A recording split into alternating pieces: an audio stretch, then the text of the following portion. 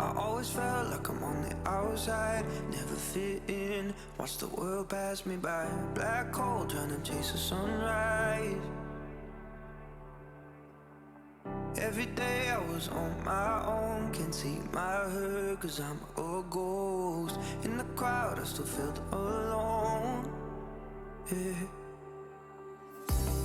But then we found each other and everything turned around. From broken heart to another.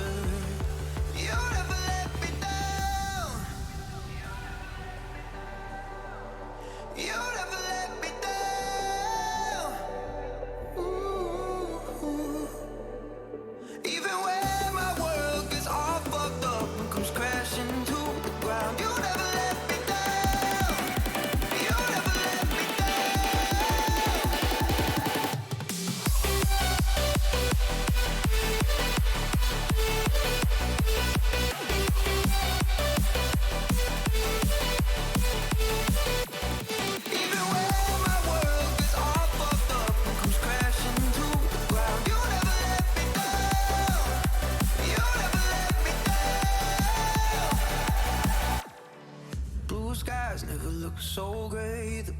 the stars, the more I just fade. Couldn't see how anything changes. Some days I could barely wake up. The voices inside, they told me give up, and I almost did, yeah. But then we found each other, and everything turned around. One broken heart to another. You never let me down. You never let me down. Ooh. Even when my world gets all fucked up and comes crashing to the ground, you never let me down. You never let me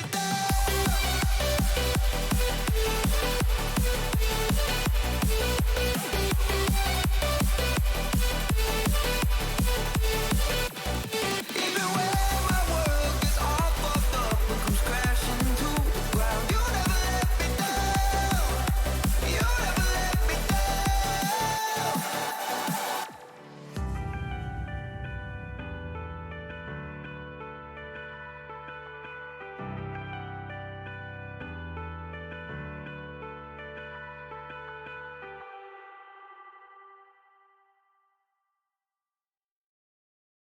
A real clockwork soldier.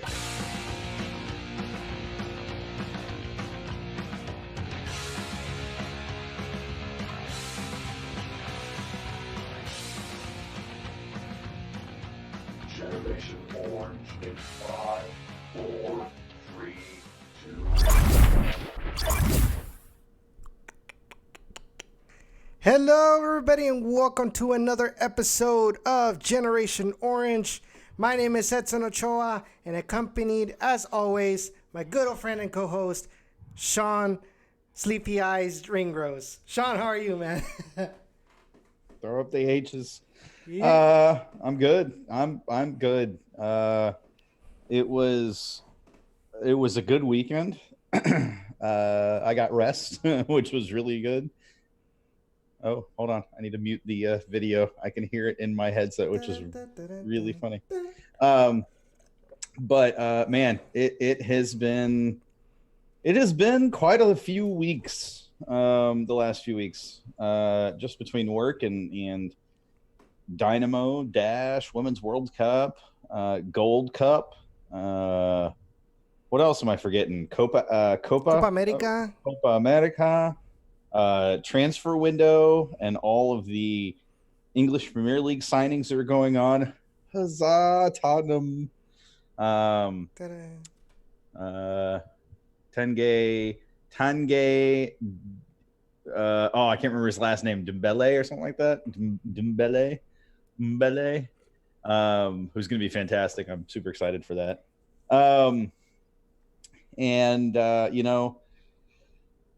I gotta say that it feels good to have 9/10 of our starting lineup back. I say 9/10 because at times I feel like we don't ever really field a true 11 anyways. Mm-hmm. So it's always kind of a 9/10 as opposed to a 10/11 thing. But man, it has just been, and I don't know about you, Edson, but it has felt this year, especially this last few weeks in particular, have felt busier, and busier in a way that like it's not just work, but like busier with the stuff we're doing with Gen Orange, stuff you guys are doing down in the Valley. I don't know, it just feels busier in a very positive way, No, it definitely has been, like for me as well. I've actually had to put down in the Valley for a couple of times because of work issues as well. I started getting busy there at work, so that doesn't help either. But I think there's been a lot of Dynamo stuff that have come up that I've kind of taken priority because of how close we are to it. That my coverage of RGV has kind of suffered, but in the end, it's kind of little things that you have to balance. But definitely, I feel like as we've become more involved, as we've become more, I don't, I don't know what the right word is. I don't want to say influential because I don't think we're that influential. More along the lines as like as I think as people have trusted us to discuss Dynamo related issues. You know, all these little things that have come up that maybe other times might have kind of gone, under with the wind or nobody had paid attention to. I think a lot of people are starting to notice a lot of these smaller things that have been very vocal about it, even on Twitter. Yeah, I mean, I think you put it well. We're not in and of our own rights influencers, but there seems to be a contingent out there that have placed their, and I like how you put it, their trust in us to cover and talk and discuss their thoughts on the Dynamo and their thoughts on the Dash and their thoughts on RGV. And you know, it's an honor and a privilege. You say that every week, but genuinely, it is an honor and a privilege for people to put that level of trust in us. And you know this, Edson. We had a little discussion about this, but you know, we have things we're working on, and that is not something we're stopping doing just because you guys don't necessarily see any change, you know, visually or hear of anything going on. Believe me, there are things happening in the background. And I'm hopeful that we can announce a couple of big things in the next week or two that you guys, without a doubt, are not going to want to miss. You know, we'll talk about those as we can. But you know, hey, let's dive into it, man. Let's get into this. First, let me welcome back Pat, who has been out of the country for the last month at the Women's World Cup. Pat had the opportunity to go support with American Outlaws and AO Houston specifically, and I know he enjoyed the hell out of that, to say the least. Congrats to the U.S. Women's National Team on winning the Women's World Cup 2 straight, and now their 4th overall Women's World Cup championship. Or I guess Women's World Cup. There's not a championship; it's just the World Cup. And obviously, that has led to. Let me rephrase this. The coverage that the Women's World Cup got this year, the viewership, the just the overwhelming support in general for all of the women's teams across the board, and just the number of people that tuned in to watch, it has led to a lot of outlets that don't necessarily write heavily about the NWSL or NWSL teams. Outlets that don't typically cover women's soccer, doing so in ways that they don't normally do. And I find it interesting. I didn't plan to start with Dash on U.S. Women's National Team, but Pat kind of made this happen. So we're going to roll with it. There was an article released yesterday from SB Nation that the title of the article just kind of made me chuckle. It's how to follow your U.S. Women's National Team favorites in NWSL soccer. And it's a list of which teams you should follow, ranked basically first to last. And the Dash are ranked number 7, which isn't last. But there was a particular line in this article that set off some people in a very negative way. And I'm going to read it because there's a few of you in chat who don't know about this. But I'm going to skip I'm going to read the whole. It's only 2 paragraphs, so it's not that bad. At one point, all of Campbell, Sofia Huerta, and Kalia Ohai looked like they'd be national team fixtures.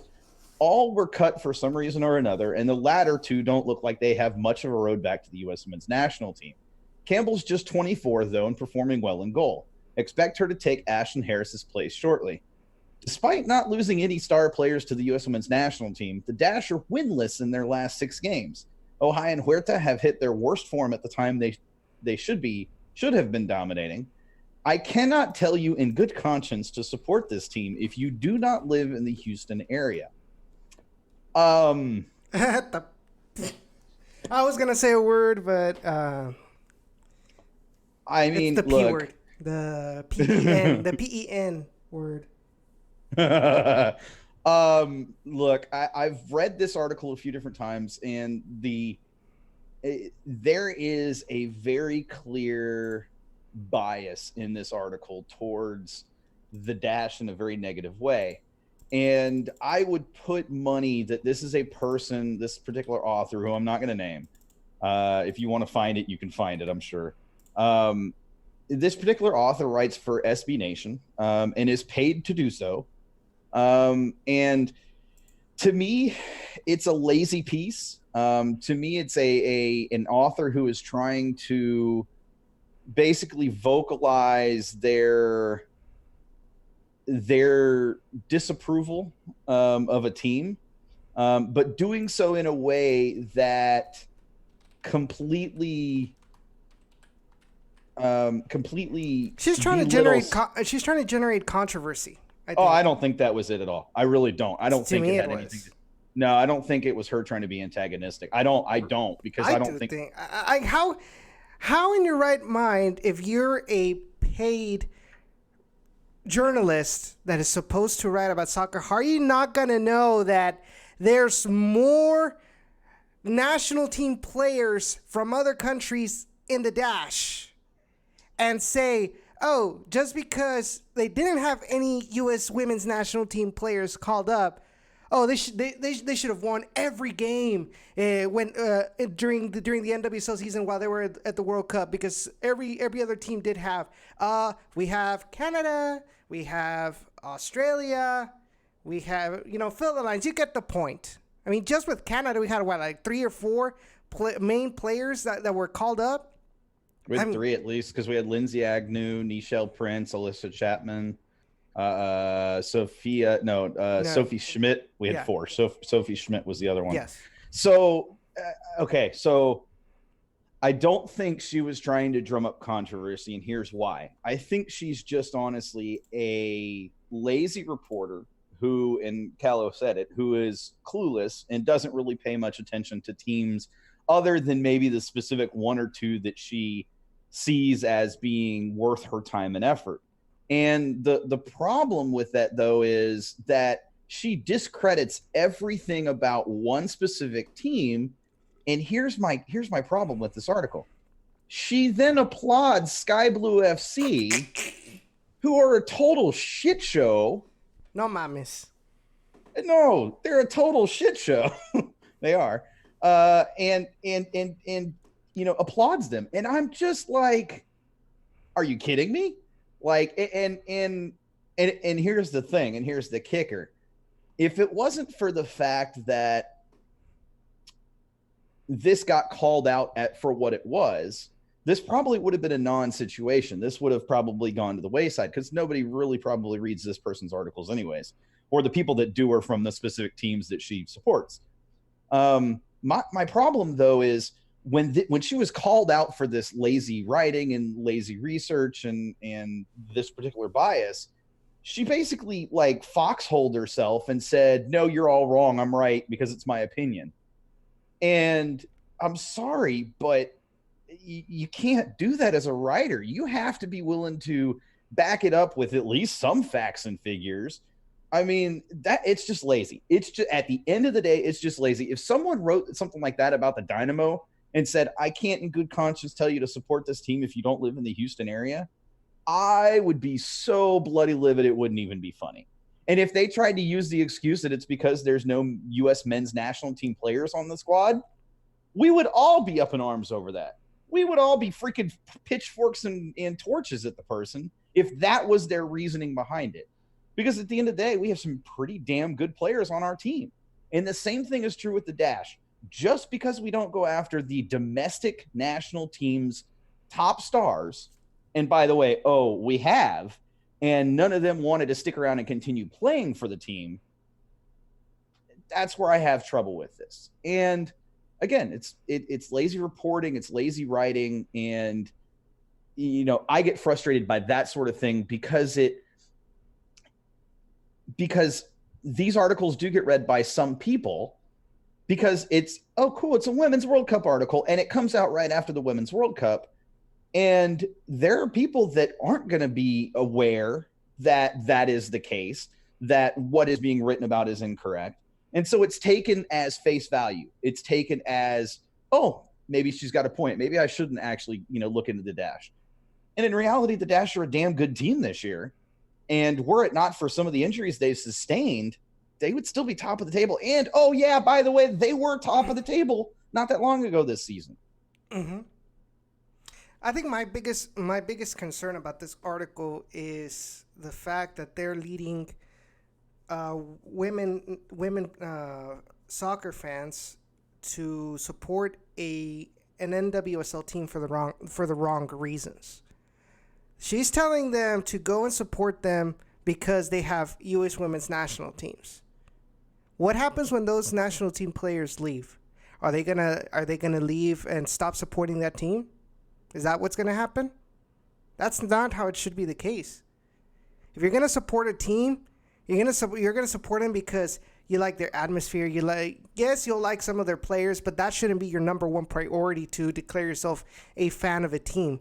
Maybe you like their history, or you like their, I don't know, something about it, how they are involved with the community. I don't know, but if you're only going to be a fan because Carly Lloyd is there, or if Kristen Press is there, whatever, then that's not the right reason to me, and that's my biggest thing about this article. Yes, of course, it's imperative for people to not only just support the U.S. women's national team, but also support NWSL. But the NWSL isn't just about the U.S. women's national team. It's about those up-and-coming ladies that are trying to push for a spot in the U.S. women's national team, who are in other national teams, or are trying to go into those national teams as well. That's who you should be supporting for as well. That's your number one priority as well. Not just, it's just because the stars are there. Yes, the stars are there, and we should be very lucky that we have them in the NWSL.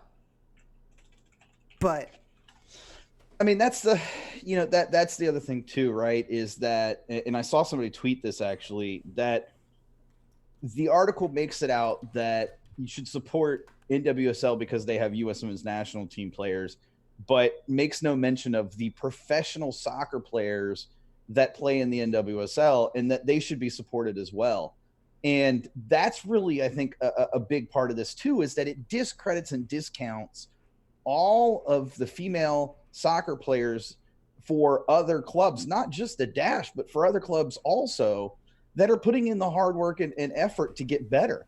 I mean, to sit there and just, I mean, it was a whitewash. It was flat out a whitewash, and it was based purely on U.S. women's national team players. And like you said, I mean, it's framed to be a piece for newcomers to NWSL who maybe are looking for a team to support, that they enjoyed the Women's World Cup. If you'd enjoyed the Women's World Cup, that may not have been because of the U.S. women's national team. Newsflash, the English women's national team was fantastic. The Netherlands women's national team was fantastic. The Swedish women's national team was fantastic. The French women's national team was superb. The list goes on and on and on. And to sit there and act like the U.S. women's national team is the end-all, be-all to women's soccer? No. And that is lazy reporting. Not only is it lazy reporting, but it's a lazy person who doesn't even acknowledge the quality of other women's national teams and other international teams that are out there.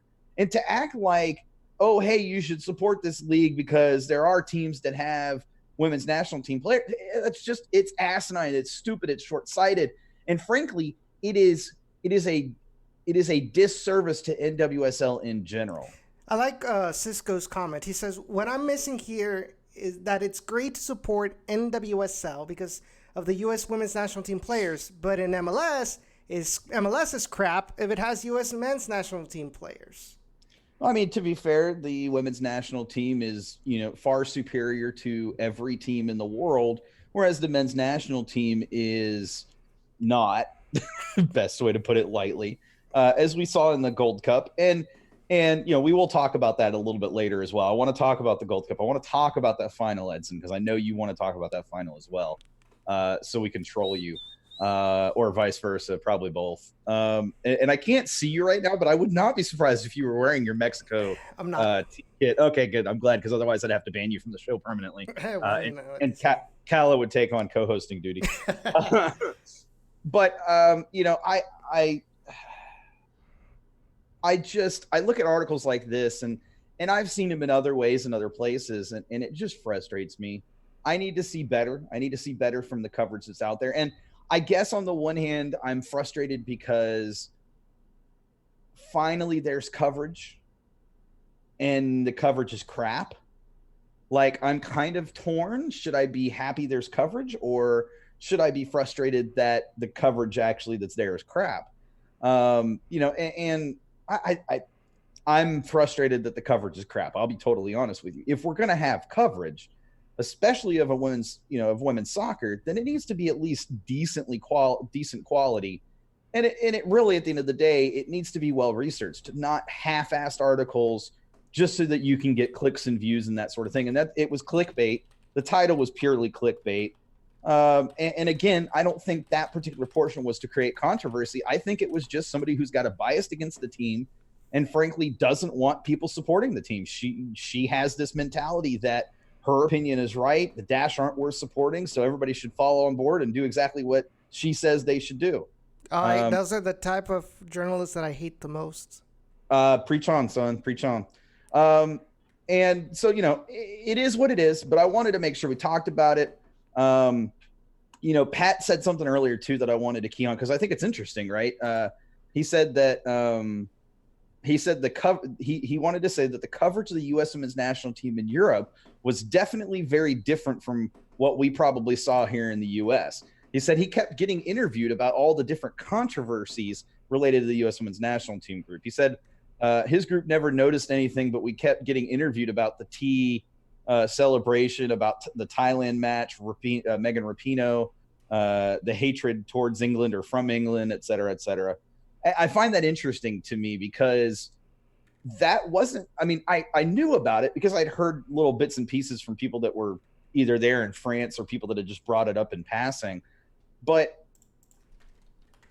I really it's different. It's interesting to me to see the different types of coverage of the Women's World Cup, because it just shows that, if this was 8 years ago or 12 years ago, there wouldn't be any real true international coverage. It would be minimal at best.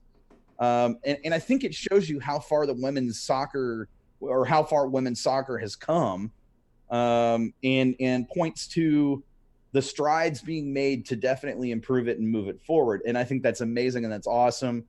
There's talks that they want to expand the field again in the next Women's World Cup, and I think that's great. I think they should. They need to. There were too few teams, and there need to be more matches. It was proved by how well watched the matches were. But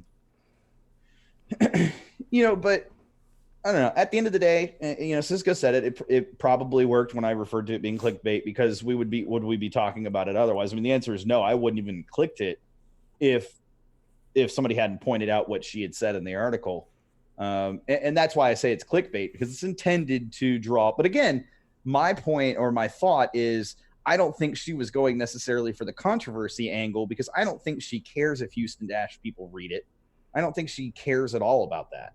I think her point is she wants to turn off as many people from the Houston Dash as possible. And that's just her strategy, and, teach their own. And even I don't write articles like that, and I don't get paid. Yeah, maybe that's your problem, Edson. Oh, well. Callis says, I think it's the single most careless piece of soccer journalism I have ever read, and it is a discredit to the game as a whole, much more the women's side of the game. Pat says he saw an article from England saying the French didn't like us and were rooting against us. Definitely not the case for them in the U.S. He said they thought we were rock stars. So many French USA chants. That was the thing, too, I noticed, is that how well France showed up for their women's national team, and how even after their women's national team was knocked out by the U.S., they still showed up and still supported, whether it was the U.S. or otherwise. And I applaud that. It shows that there is a true French kind of revolution of soccer going on right now. Mm-hmm. it's not a surprise. They did very well. And were it not for facing the U.S. when they did, I think they would have been in the final. But they played well. They looked good, played well. And really just the way that the fans showed up, I think it was good for women's soccer. And if FIFA can have more women's World Cups that have the showing of support like that from other countries, it's only going to benefit the women's game in the long run. Darby said, do they expand the field at the cost of quality? Do we need more Thailands that struggle against teams like the U.S. and France? Perhaps before they expand the field, they focus on supporting existing teams for a round. So here's my thing. There are teams that are decent enough that should be playing and would at least have a chance against round of 16 opponents for the most part. Instead of I think my problem is when there's just enough games to be enticing, but I think you lose a little bit of the luster towards the end because by the time you get to the end, you've lost so many teams in the process. And so by having an expanded field, you're going to have just that little bit more to go through before you get there. Yeah, you're going to end up losing more teams, which is not good. But at the end, you're going to have two teams that truly fought it out and made it there. And also you're going to have teams. Look, Thailand even said this was great for them, even though, yeah, they got trounced by the U.S. They said it was a great experience and it was great for them and for their country because it got more attention to the women's game in their country. And it helps inspire young girls in their country to go out and play soccer. So they get but Calla says they get the money that helps support their federation, by showing up and even competing in the World Cup. There's that piece of it, but it's also the piece of just getting the opportunity to be at the Women's World Cup. More women's national teams need the opportunity for that. It is a big deal and a big thing. And they get that rub from the U.S. women's national team. They get the rub from the English women's national team or from the French women's national team. When those teams were playing France in the Women's World Cup, that was more fans than most of those women have ever played for. And, it's a fantastic example of how that can elevate the game in other countries. And I want to see it. I want to see it expand so that more teams can get that rub, if you will.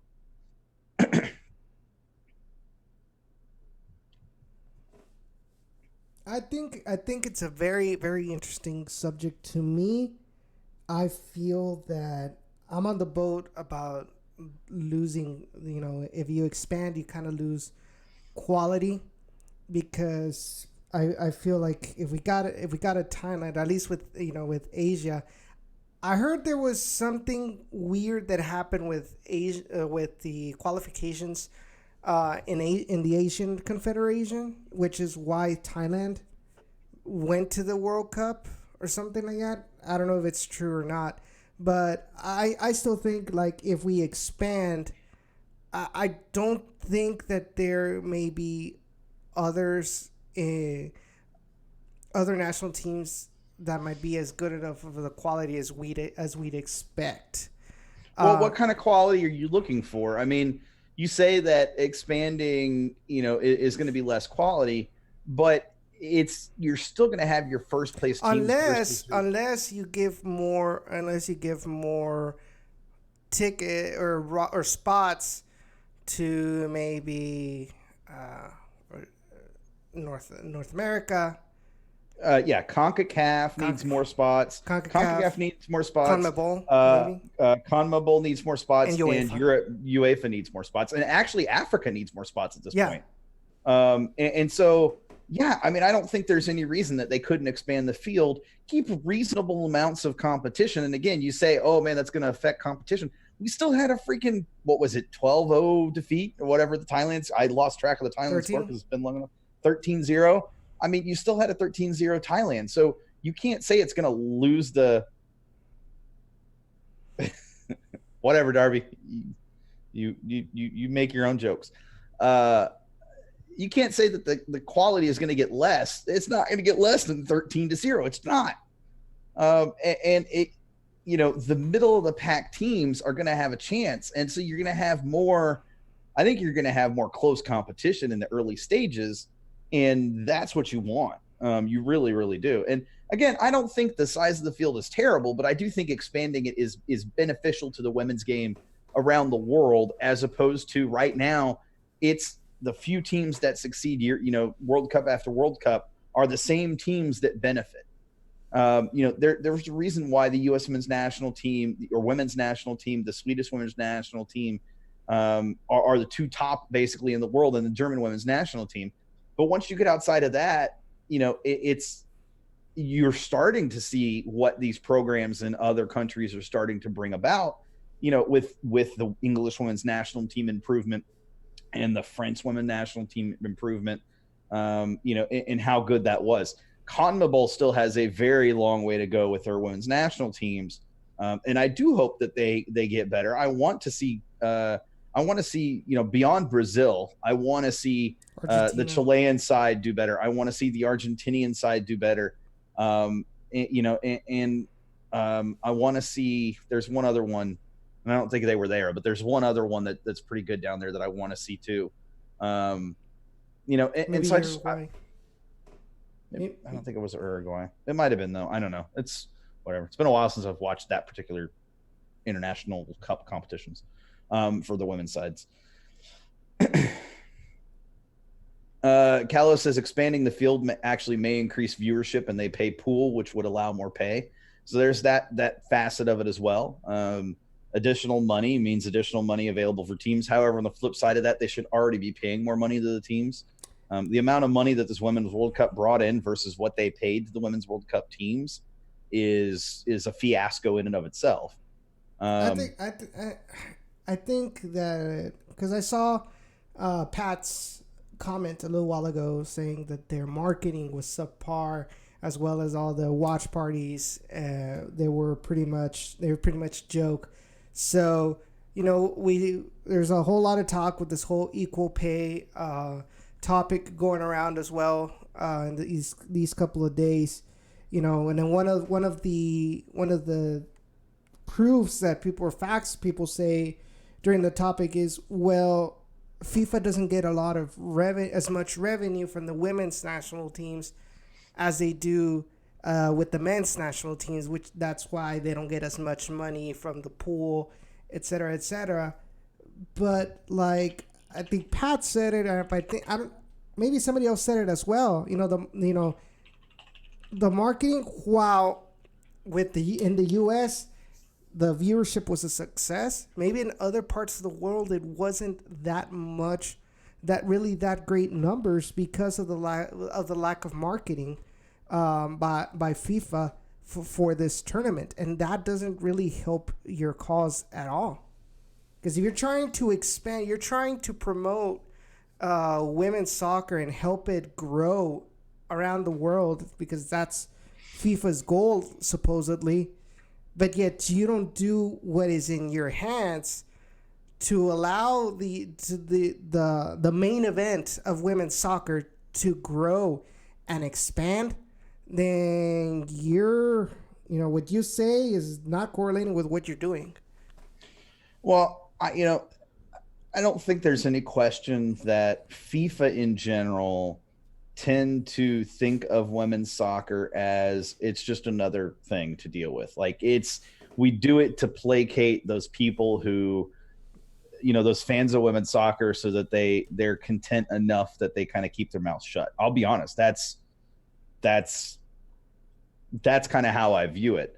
And I look at it from the aspect of, at this point in women's soccer growth, it needs to be more about developing and growing the game than about how much money is being made specifically. And I'm not talking how much money is being made by players. I'm referring to how much money is being pulled in by FIFA.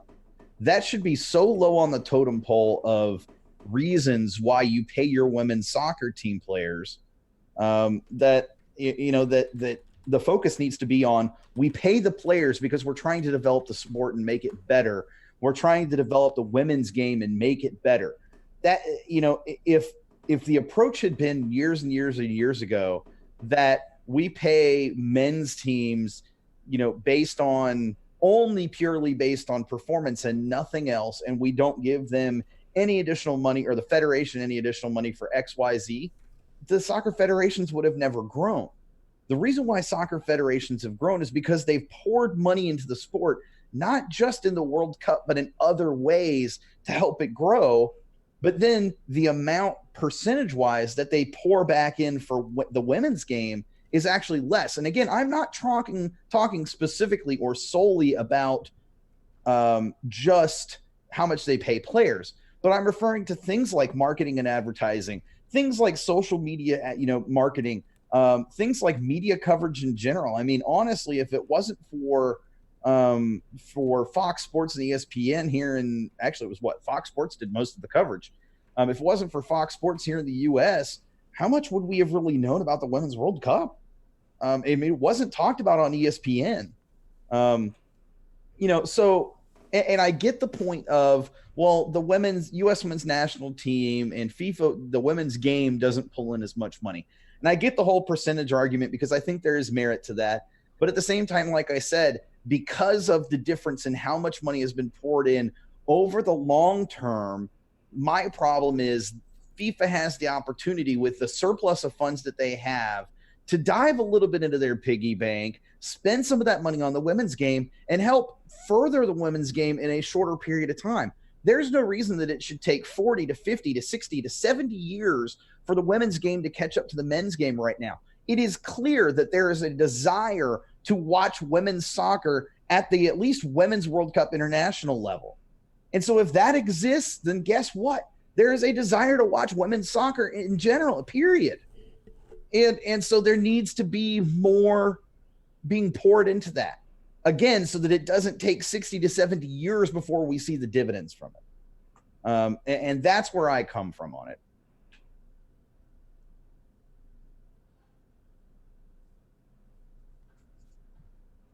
Agreed.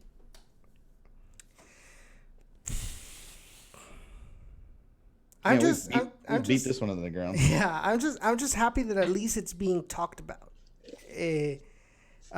so passionately in social media. But it's up to those who have a direct influence in the game to actually do their part and help it. Like going back with NWSL, now you're seeing, that ESPN is kind of reaching out to NWSL and are gonna broadcast some of their games on ESPN News. And ESPN too. And ESPN too. You've got also Budweiser with their sponsorship of the NWSL as well. So that's amazing. By the way. So that is really good money that'll help the league grow. And I feel it's this whole thing of that these companies are seeing that right now in the U.S. there's a rise with the support of women's soccer and people watching women's soccer, that they're willing to take the risk, if you want to call it, to pour money into the sport and help it grow.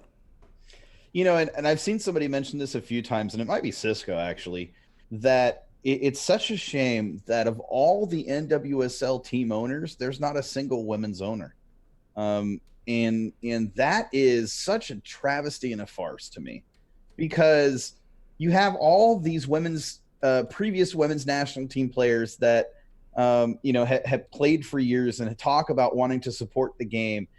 You've got, all these different, women's business leaders in the world, CEOs and COOs and CIOs, and none of them want to dive into the women's game. Now, part of that may be because the women's game isn't profitable right now.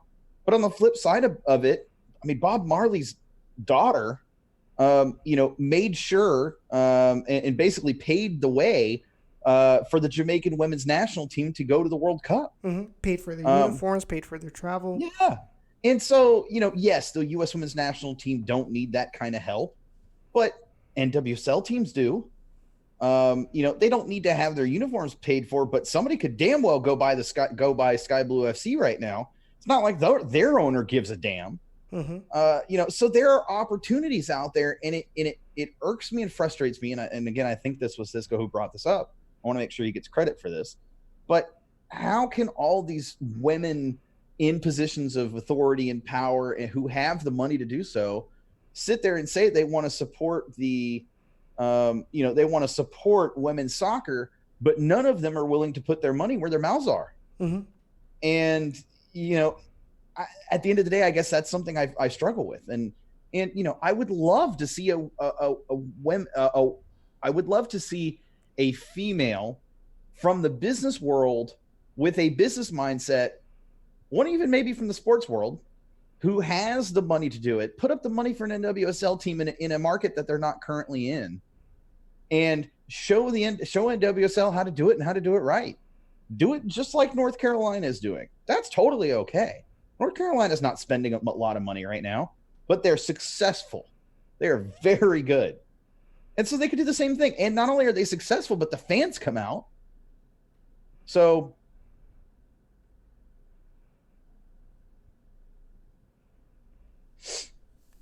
yeah, and it all goes back to what I was saying with FIFA about saying that they want to support, but they have the direct influence to it, and they don't do what they have to. Los Angeles Football Club co-owner charged with stealing $43 million in client funds. What? Oh, damn. Retweet or send it to me. It's really interesting to read. Oh, that's crazy. Oof. Wow. That is. But I'm sure as long as maybe LAFC kind of part ways with the guy, I don't think the actual franchise would be in trouble. I don't think anybody's going to come down on the franchise specifically, but the fact that wow, that's crazy. All right, sorry, that just caught my attention because it just scrolled across my timeline right now. Credit to the goalkeeper for actually tweeting that one. I saw it on his feed. Cisco says, we're blessed to have a facility and backing sort of from the men's club. Just think of the others that use subpar facilities and stadiums.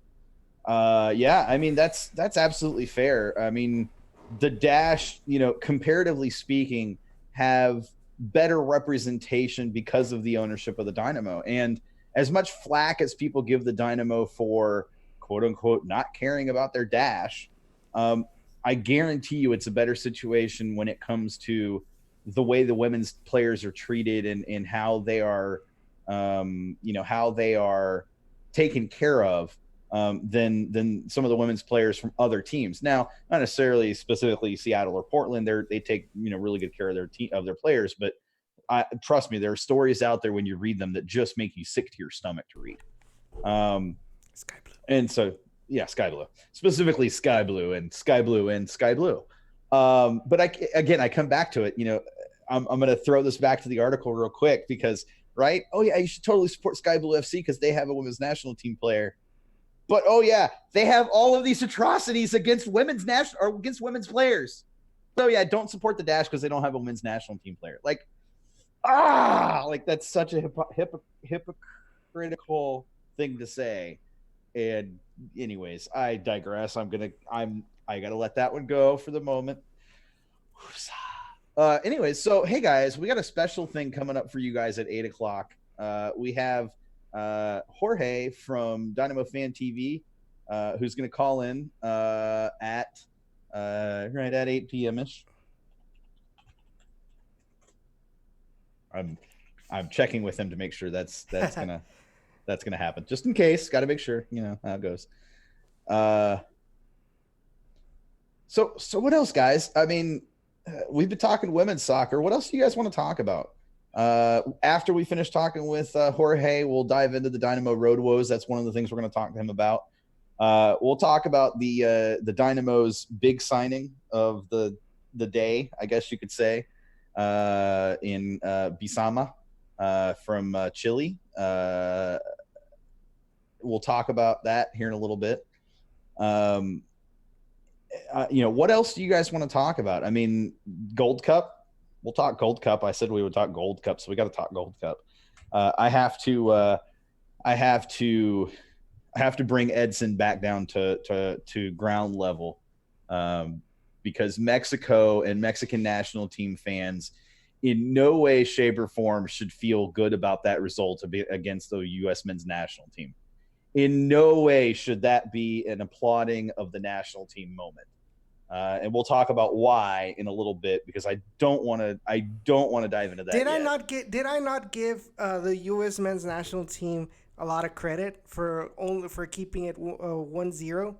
And I didn't see it. So if you did, I didn't see it. That's on me, not on you. But and it wasn't so much you specifically. It's more the men's Mexican national team fans that are like, oh yeah, we beat the U.S. Hell yeah. Like, maybe you should take it down a notch, because beating the U.S. men's national team right now, A, it's not that big of a deal. And B, that was not a great match for the Mexican national team at all. And Jesus. To be fair, that match should have gone totally different if the referee was something other than a CONCACAF referee. No. Maybe if Altidore would actually score the goals and the opportunities that he had. I mean, we could talk about no, because y'all would have been down to 10 men. Don't even start that shit with me, son. It wouldn't have even been a possibility for Mexico to win that match. Altidore would have put it 1-0 in the 8th minute. And you know what? It would have been 1-0 in the 8th minute. And look, you know how much that affects the morale of a team. Whatever. Sure, blame the ref. Blame the ref. No. Oh, well, I am blaming the ref, because at the end of the day, you have to admit a freaking was a red card. Was the ref the one that missed that one-on-one against Memo Ochoa? No, right? That was Jose Altidore. How many chances did Mexico miss prior to the red card moment? We could talk about missed chances all night long. How does that affect the red card? You said it was before. Now, if you said after... No, because that chance never happens. If Mexico's down to 10 men, they don't get that opportunity. Then you mean after, because you said before the red card. Then maybe I misspoke, and for that I apologize. Edson's like, Sean has gone full 1970. What? Pat, I need you to explain that. Oh, yeah. Yeah, okay, he explained it before that. I got it. But look.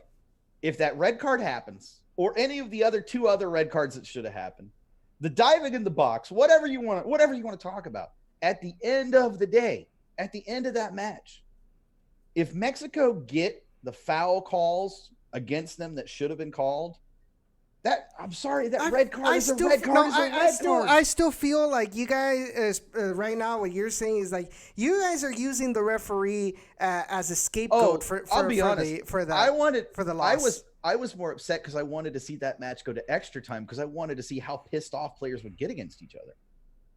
But the fact is that Mexico got away with an atrocious opportunity at a red card. Jose Altidore should have gotten a red too, because he went straight for the ankle in the beginning of the match.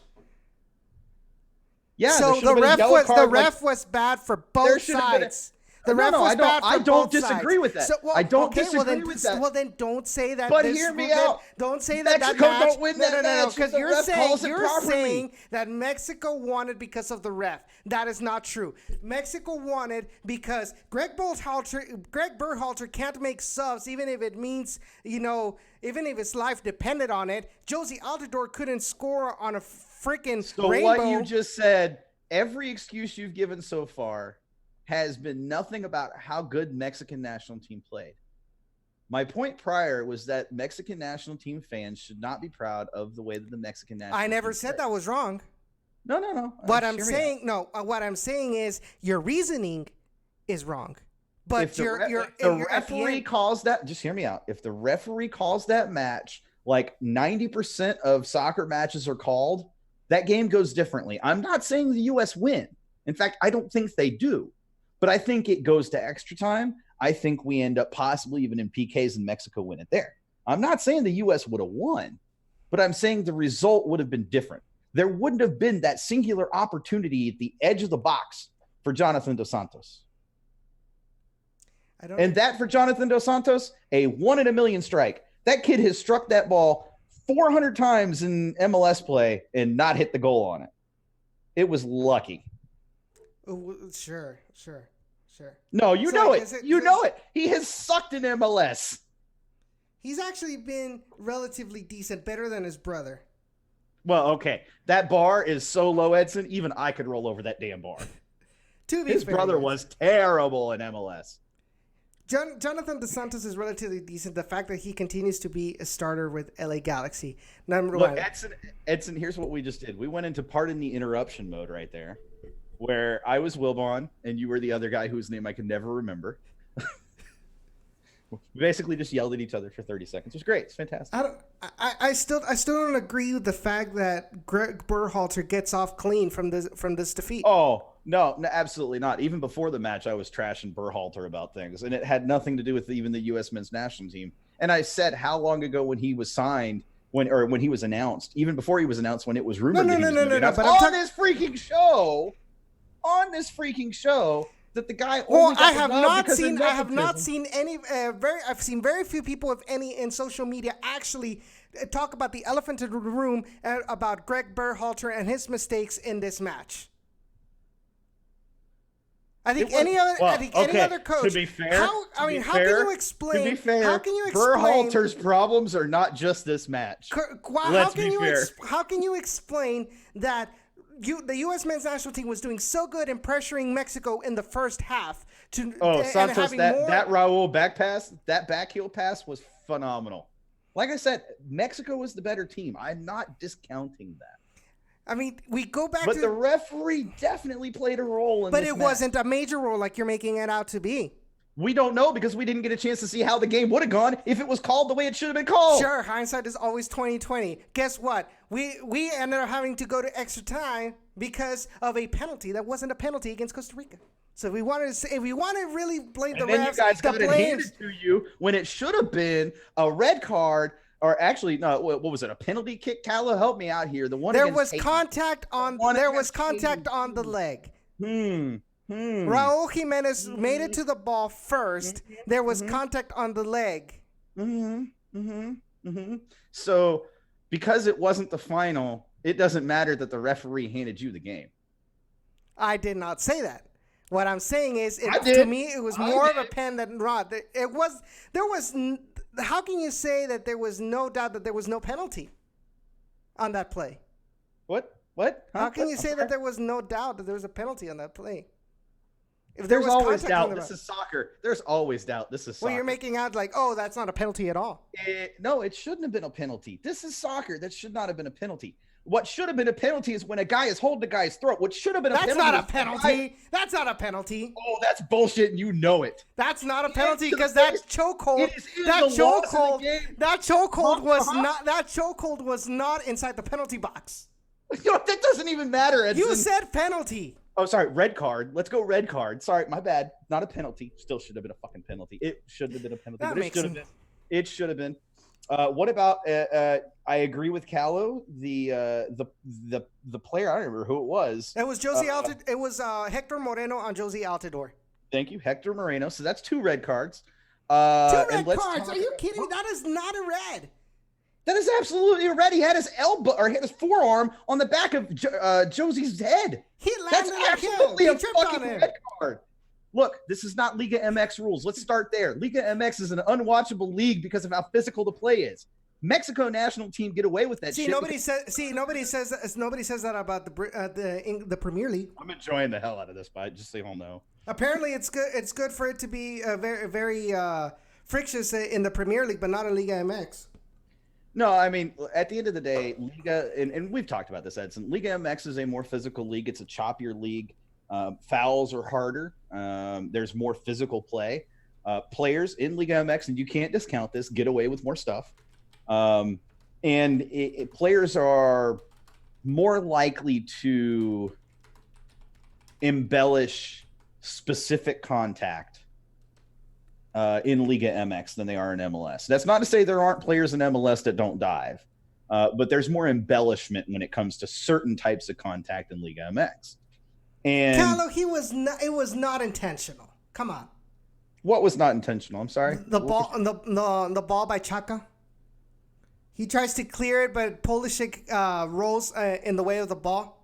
Oh And no, that's that when was, Josie that Alta. was- That I was don't when- agree with that one. Yeah, I don't agree with that one. I'll back you up on that one. It's shit like that happens. I don't whatever. It doesn't care. But it's just, I watched that match and I loved it for one reason, because it was high intensity and because it felt like the U.S. was actually on that level again. And it hasn't felt that way for easily 4 to 6 years. So it was good to have that. It was good to have that. He went there. Oh, Sean thinks the Prem is crap because Tottenham can't win it. Where does that come from? I mean, that's kind of a stupid response. I'll be honest with you. Like, I've never said that. In fact, I love watching the Premier League. I think it's a fun league to watch. That's what I'm saying. You call the physicality of Premier League awesome. The fact that they can get away with being a lot more physical, but in Liga MX, No. There's a difference. The physicality in the Premier League is physicality that's controlled. In Liga MX, at times, it is uncontrolled physicality. It is brutal, thuggish physicality. It is, I'm going to mount a guy from the back and put my forearm into the back of his head when he's on the field so he can't move. That's not how you play soccer. How you play soccer is you play it standing up, man-to-man, face-to-face. How you play soccer... Okay. So it's fine when Miazga goes and makes fun of Linus's height. But he did it to his face. But apparently it's fine. It's absolutely fine because it was in the fun of the game. It was fine because he did it to his face. Like I said. But then Edson Alvarez goes up to him and he chickens out. Face to face. Soccer is face to face. But then Edson Alvarez gets on his face, a player that Miazga's height, and he chickens out. And starts crying to the ref, saying, "Oh, look, he's getting on my face." Because he fucking slapped him. Well, he shouldn't have made... It doesn't matter. Hands to the face is a red card, period, by the laws of the game. Hands to the back of the neck is a red card. Hands to the front of the neck is a red card. Doesn't matter. It's a red card, period. Well, maybe CONCACAF should actually invest in better referees. That's never happening. We know that. Well, and then we're just going to have to get used to it. I'm still allowed to bitch about the refereeing. Just because it's the way the refereeing is doesn't mean I don't get to bitch about how bad it was. It was bad on both sides. I don't disagree. But again, if the referee's better, if the refereeing is better, that's not a guarantee that that's never going to happen, though. These games, these Clásicos, it's pretty much who's going to get less screwed over by the ref. So really, it comes down to whoever paid the ref beforehand the most money. If you want to call it like that, I guess. But then you're pretty much diminishing the times that U.S. have won the Gold Cup. You're right, because I could care less about those victories, to be totally honest with you.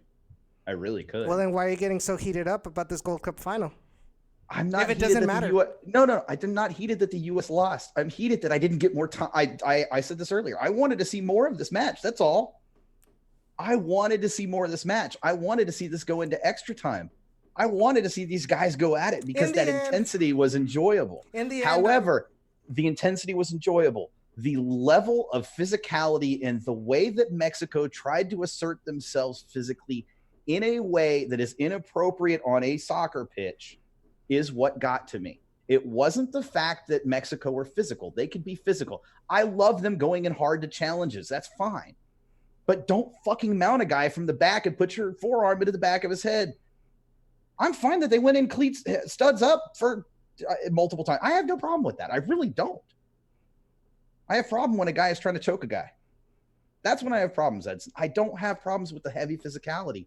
I have problems, though, when it goes overboard or goes outside of the rules of the game or goes outside of the intention of the rules of the game.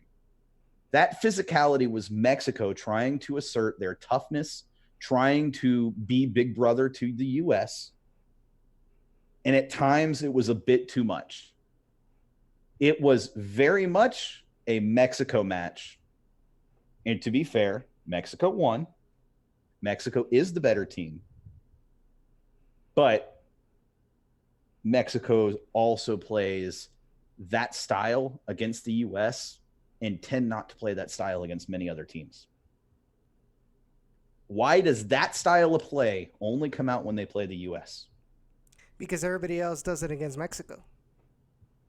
That's why, and this So is a that rivalry. makes it okay. So that No, makes it I'm just okay? saying, it doesn't make it okay. It doesn't make it okay.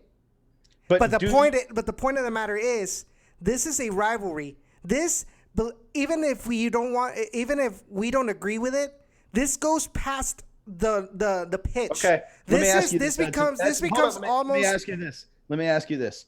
Is it acceptable for a player like a Michael Barrios to mount Mauro Manotas from the back with his forearm in the back of his head? If he falls, Edson, don't even. Is it acceptable? if he falls on him, maybe it was accidental. I don't know if y'all hear the hypocrisy in his voice right now. But he almost can't even say it with a straight face. Lol. That's my point. It's okay because it's Mexico. That is what you just defined for me, Edson. That's all I'm saying. That was my point. They got totally lost in everything else. How is it not 8 o'clock? Okay, it is 8 o'clock. So Jorge's about to call in. Jorge's got to be loving this talk. We'll actually get his thoughts on this match. I'm sure he's got some good thoughts. You like how I brought it back to that, though, Callow? And I got him to basically admit, without admitting, that essentially I was right, at least about that. Hey, there's that. Seems legit, but you're not. Why are you not accepting that this was all more about Berhalter and Josie Altidore, them losing? It's always about Berhalter. Berhalter sucks. I've never said he didn't suck. I hate Berhalter as a coach. I've never applauded Berhalter as coach. Never. I love baby Jesus. I've never supported Berhalter as coach. Never, ever, ever. I don't know why you think I did. I don't know why you think I am any less pissed off that he was the coach. Oh, we got There's it. his call. See, he's waiting for us to finish. Welcome to Generation Orange. Jorge, Hi, hello, this is George. This Hey. is George from Dynamo Fan TV. how you doing, George? Thank you for having me on the show. This is just a crazy argument what's happening right now. What's up, George? Hey, we wanted to give you the opportunity to join this argument. Choose your side, because if you don't choose the right side, we're hanging up on you. Which Edson has that power to control, so you should take that into account. But no, seriously, give us your Sean, take. How you mentioned the referee not being fair. I agree with you. There was not one single booking, like not one single yellow card was shown. There was multiple times where a red card could have been shown. I'm waiting for that setup where he goes to the U.S. men's national team. That's what I'm waiting for him to finish with there. No, I was rooting for the U.S. Oh, okay. I didn't know. I was rooting for the U.S. the whole time. No, I believe there was times where Mexico shouldn't have passed through, like the Haiti penalty, Costa Rica. It was just those games where they weren't the better team, you know.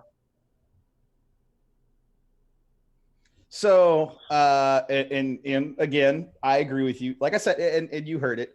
I don't get upset at the fact that Mexico won. Whatever that is going to happen, 7 out of 10 times, Call it what you want, I guess. roughly 7 out of 10 times, Mexico won. Hey, congrats to Mexico! You won the Gold Cup. Now go face a European team and lose. Now go face an African national team and lose.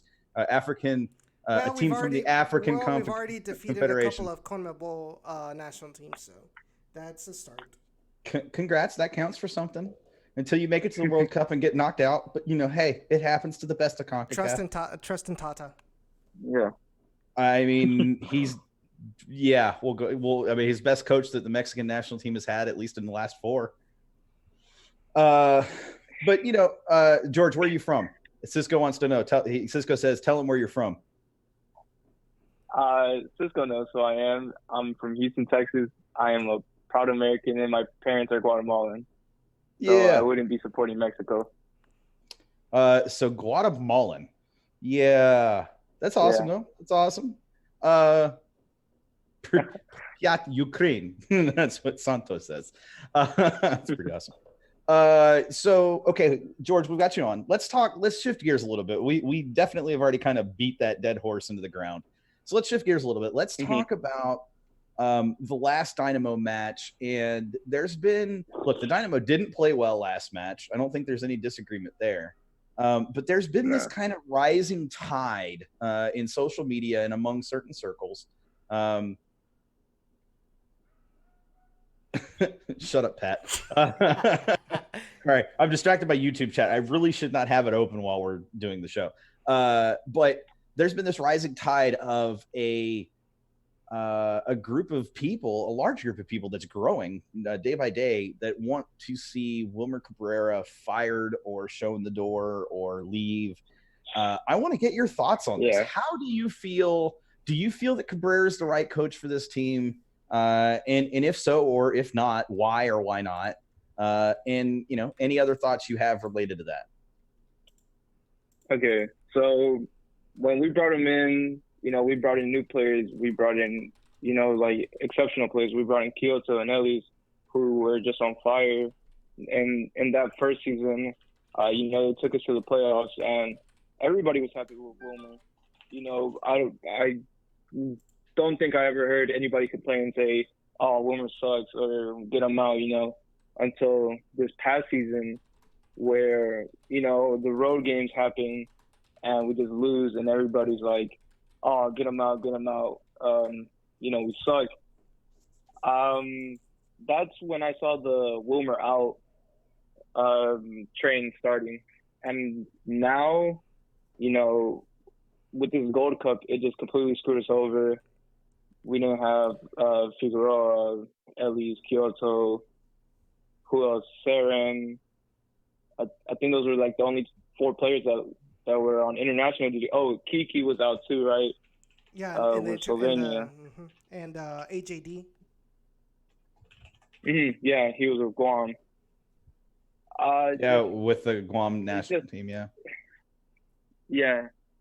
I think this past month of June killed us, and that's where more fans said, Wilmer out, Wilmer out. It's just like, I don't disagree, but I have to agree sometimes. It's like a 50-50.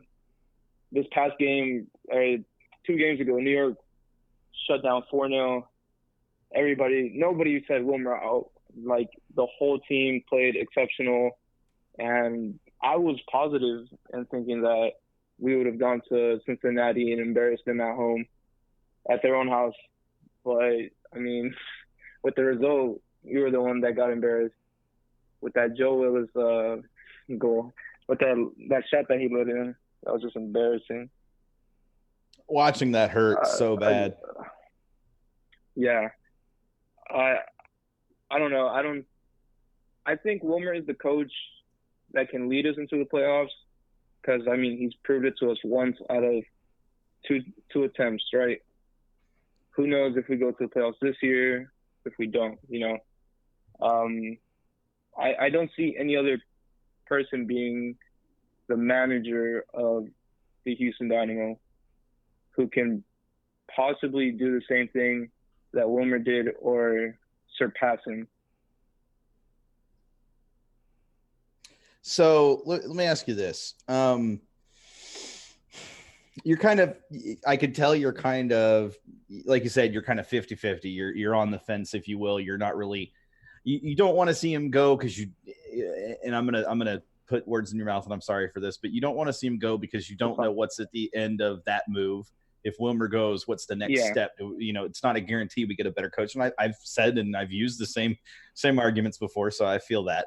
But on the flip side, you see the shortcomings. You see the areas where he is not improving, because I'm the same way. So you and I are in the same boat. And because of that, you're kind of like, is he the right coach over the long term, or does he continue to just be good enough to give us a chance? And that's kind of where I sit, is he's kind of good enough to give us the chance. He's not the best coach in MLS, but he's also not the worst coach in MLS. But I look at things right now, and I'm going to throw this at you kind of this way. I look at things right now and I say, we're at the point where Wilmer's contract extension is almost up, so a decision has to be made. We know as Dynamo fans that while the depth may not be as talented as we had hoped or expected, it is still decent enough that it should at least compete in at least a couple of those road matches that we got throttled in. And that tactically, if the right tactics were used on the road, if we came out on the road like we do at home for 90 minutes, we would have a very different story when it comes to road matches. And so and Wilmer's had more than a year now, he's had a few years to figure this part out. If Wilmer can't figure out how to fix the road tactics, which is something he should definitely have control over, then, and some people will say, and I'll put this out there, some people like to say that it's on the players. They come out with a lack of focus, a lack of fire, a lack of intensity on the road. But does that not fall on the coach? If he sees that the players are struggling with that, is that not his responsibility to help push them, to find ways to empower them, to, like I said, to push motivate them, to find that motivate them in that way so that they can come out with that fire and intensity on the road? And at the end of the season, if the team continues to play like it is, just in general, if they play for the rest of the season, if they play exactly the way they've played, they're going to make the playoffs, but they're going to have to play road matches in the playoffs. Are we expecting to see anything different on the road in the playoffs than we see now? That's kind of where I'm coming from, I guess. And so I kind of have to question that. How do you feel about that side of things? Is it a matter of Wilmer's good enough to get us to the playoffs and then whatever happens, happens? Is that okay? Or do we want a coach that's going to push and motivate his players, that's going to give us the best shot, or at least a decent shot at going deep into the playoffs? I'm kind of curious how you feel about that. Well, if we make the playoffs, people will be like, oh, they'll be backing up the team. They'll be like, oh, come on, we've got to go to the game. Who knows if we'll sell out first round? It's just no matter what happens, they're going to blame the team and Wilmer, but more than likely Wilmer will be blamed because, there's already that Wilmer out train. Like you were saying on the road games, that's both of that's Wilmer's fault and the team's fault because they both know they have to win the game to get points and climb the table. So why not show that mindset that we need the points? Yeah. Just in the playoffs. I mean, who do we beat first round? We beat SKC. This was 2 seasons ago. SKC, and then we beat Portland, and then we played Seattle, and that's where things got rough. And the Dynamo just couldn't perform on the road. We got demolished. What was it, 3-0? 3-0? Yeah, I think so. Yeah. And I think that's where people were just they were positive about Wilmer because we made it to the Western Conference Finals, and it's just those things. Do people trust Wilmer or do they not? Like we've mentioned before, this past argument or this past discussion. I don't know. I feel like Wilmer is the coach for the Dynamo sometimes, because, like I said, who could manage the Dynamo? Well, and it's important to remember, piggybacking off of that, if Wilmer, and I've said this, and I've said it in other episodes, but if Wilmer is fired right now, who is your coach? Do you have a coach ready to bring in from within MLS? Because frankly, I don't think we do. Do you have a coach you can bring in internationally with the amount of money that the ownership is likely to offer, which isn't going to be a whole lot? No. You're not going to bring in a named coach or somebody who's a proven coach. You're going to probably bring in somebody who is either currently in the system or has been in the Dynamo system before. Like I said, somebody who's probably unproven, or if they are proven, somebody that's struggled with other teams. You're not going to get seeing Wilmer leave right now is going to net us a coach that's going to be a stopgap, similar to what Wade Barrett was, even though none of us wanted him to be that. A stopgap coach for probably the rest of this season and part of next season as well. You're not going to get a premier coach. You're not going to get a Tata Martino walking through that door. And I just don't know. And like I said, I do think that we've gotten to the point where what we've seen with Wilmer is going to be what we see with Wilmer going forward. I don't think I've seen enough of improvement from Wilmer to say he can get better. I think at this point, what we've got with Wilmer is what we've got, period.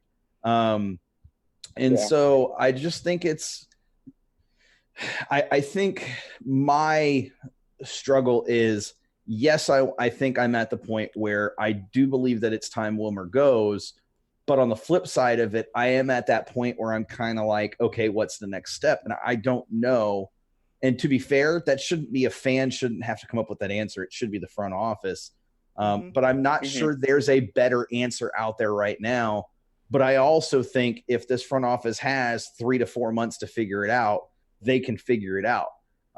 My concern, though, is we go into we get to let's say we make the playoffs as a 4th, 5th, or 6th seed, and then we bow out of the playoffs in the 1st or 2nd round.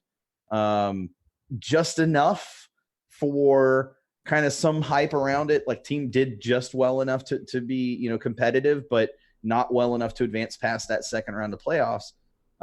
Is that enough to keep Wilmer? And does the front office believe that that's good enough from Wilmer to keep him around? And if they do we continue to not see any change on the road and continue to see this type of road performance year after year?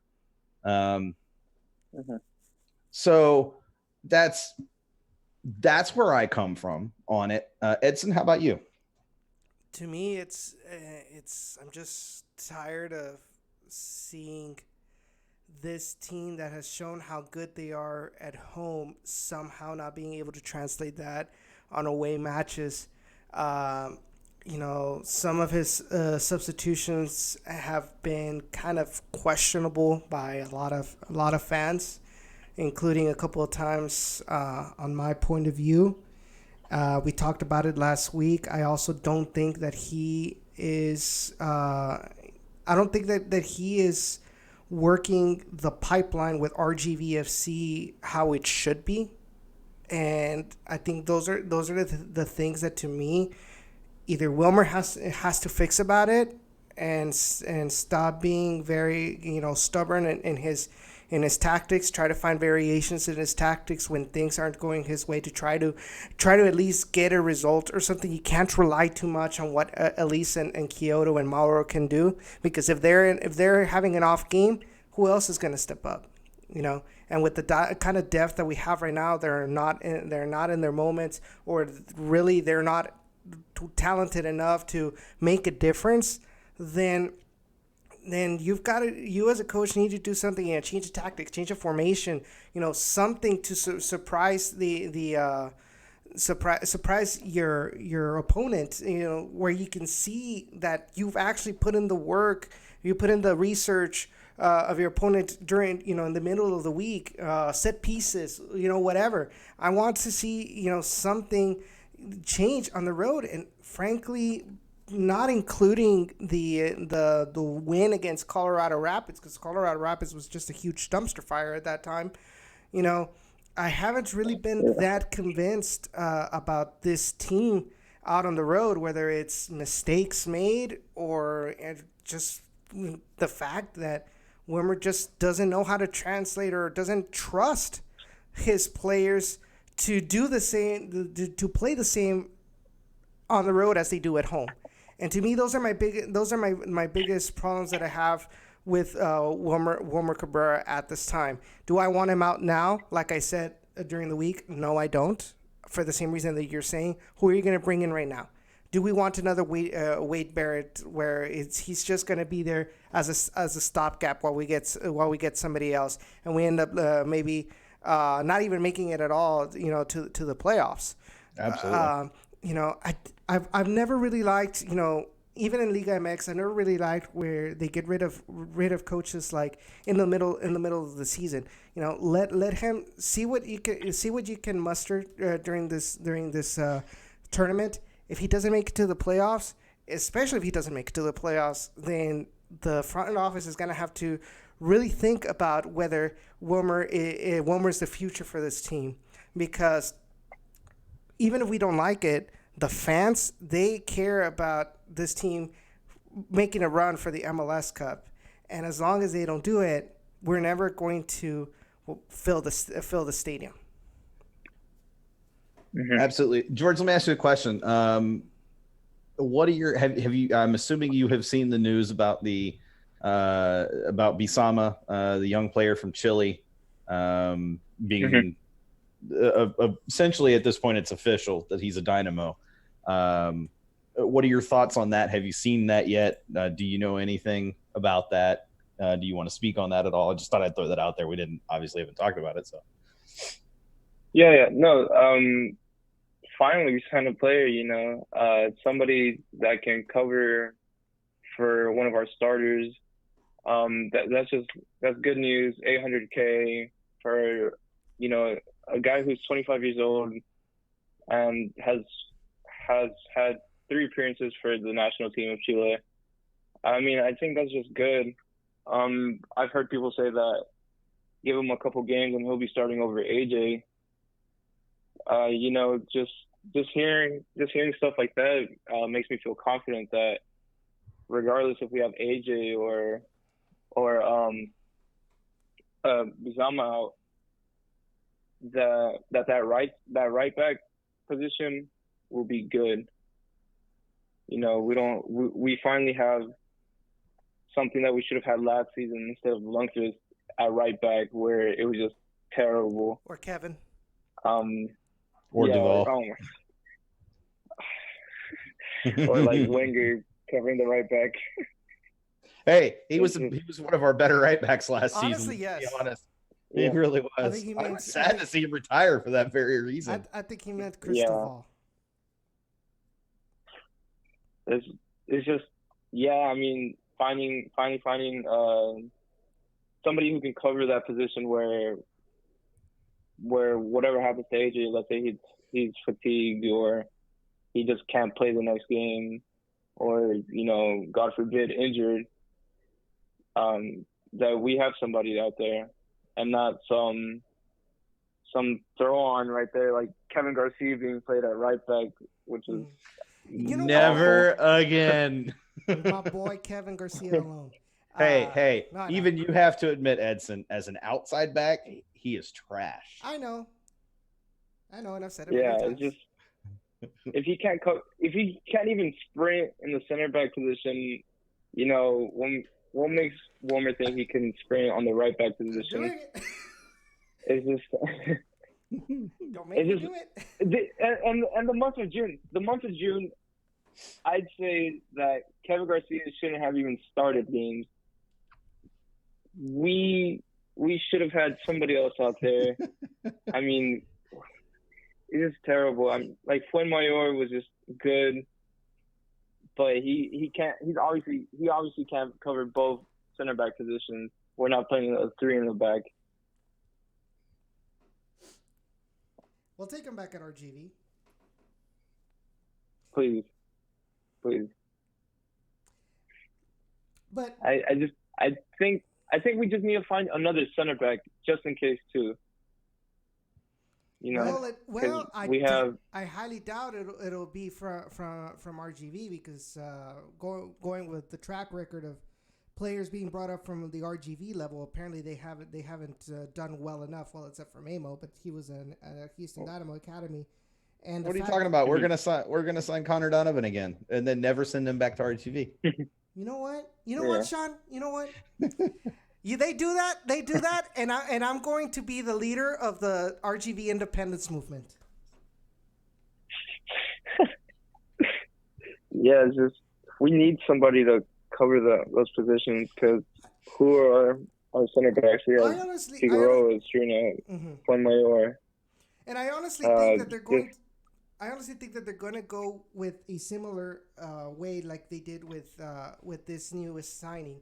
They're going to get somebody that's young, and they're going to transition him. And that's what I like about the signing is like they're doing the same thing that they did with Beasley and Lundqvist, with in the left back position, you had a very very good veteran, you know, in going that's ready to go out, and you have somebody really young, very talented like Lundqvist, where you'll have him play a couple of matches and then slowly transition him to be the starter, give him more of the more important games, and so that way, by the time that Beasley does retire, Adam Lundqvist is still young, so he can last you a couple of years still, but he already knows the system well, where if you put him, it's not going to make much of a difference, but you obviously have to continue that pipeline. And I think on the right side, with AJD being as not young as he is right now,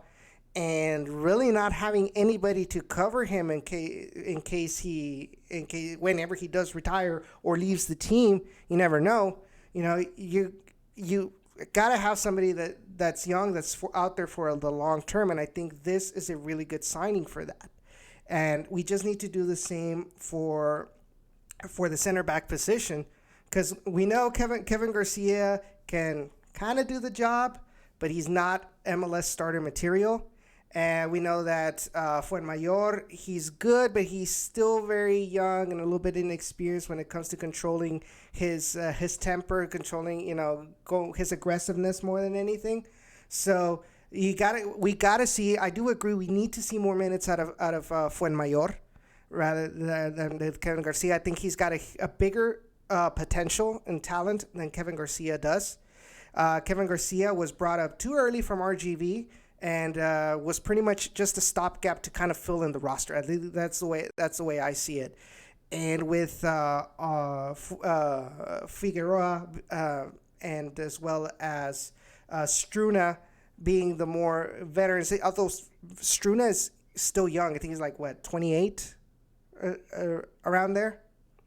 So it's just Figueroa. Somewhere around there. Yeah, it's just we need somebody. We need somebody that'll in the future replace Figueroa, and we need to train him. We need to develop him at this level so that by the time Figueroa leaves, we already got one ready to go that's as good or better than Figueroa.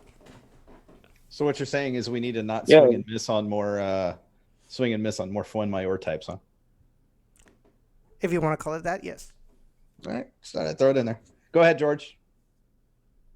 Yeah, so I mean, when you're saying the veterans, how you mentioned Beasley and Lundqvist, I'm pretty sure they have some sort of good connection, playing the same role. Lundqvist I'm pretty sure he looks up to Beasley, and he crafts his own game style around Beasley's. AJ, pretty sure he's going to be teaching or showing some new stuff to Bizama, or even learning from Bizama, like how to improve the game. There's we have two solid center backs who can make Fuenmayor better than what he is now, and potentially be a starter whenever Figueroa needs an off game. And we just need a center back. We just need an extra center back.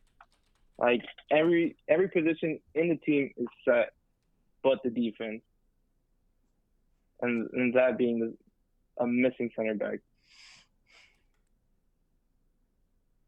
It's just that. That's the only thing that bothers me about the team, because in the midfield we start Tomas, Vera, Boniak. We can sub in Cabezas.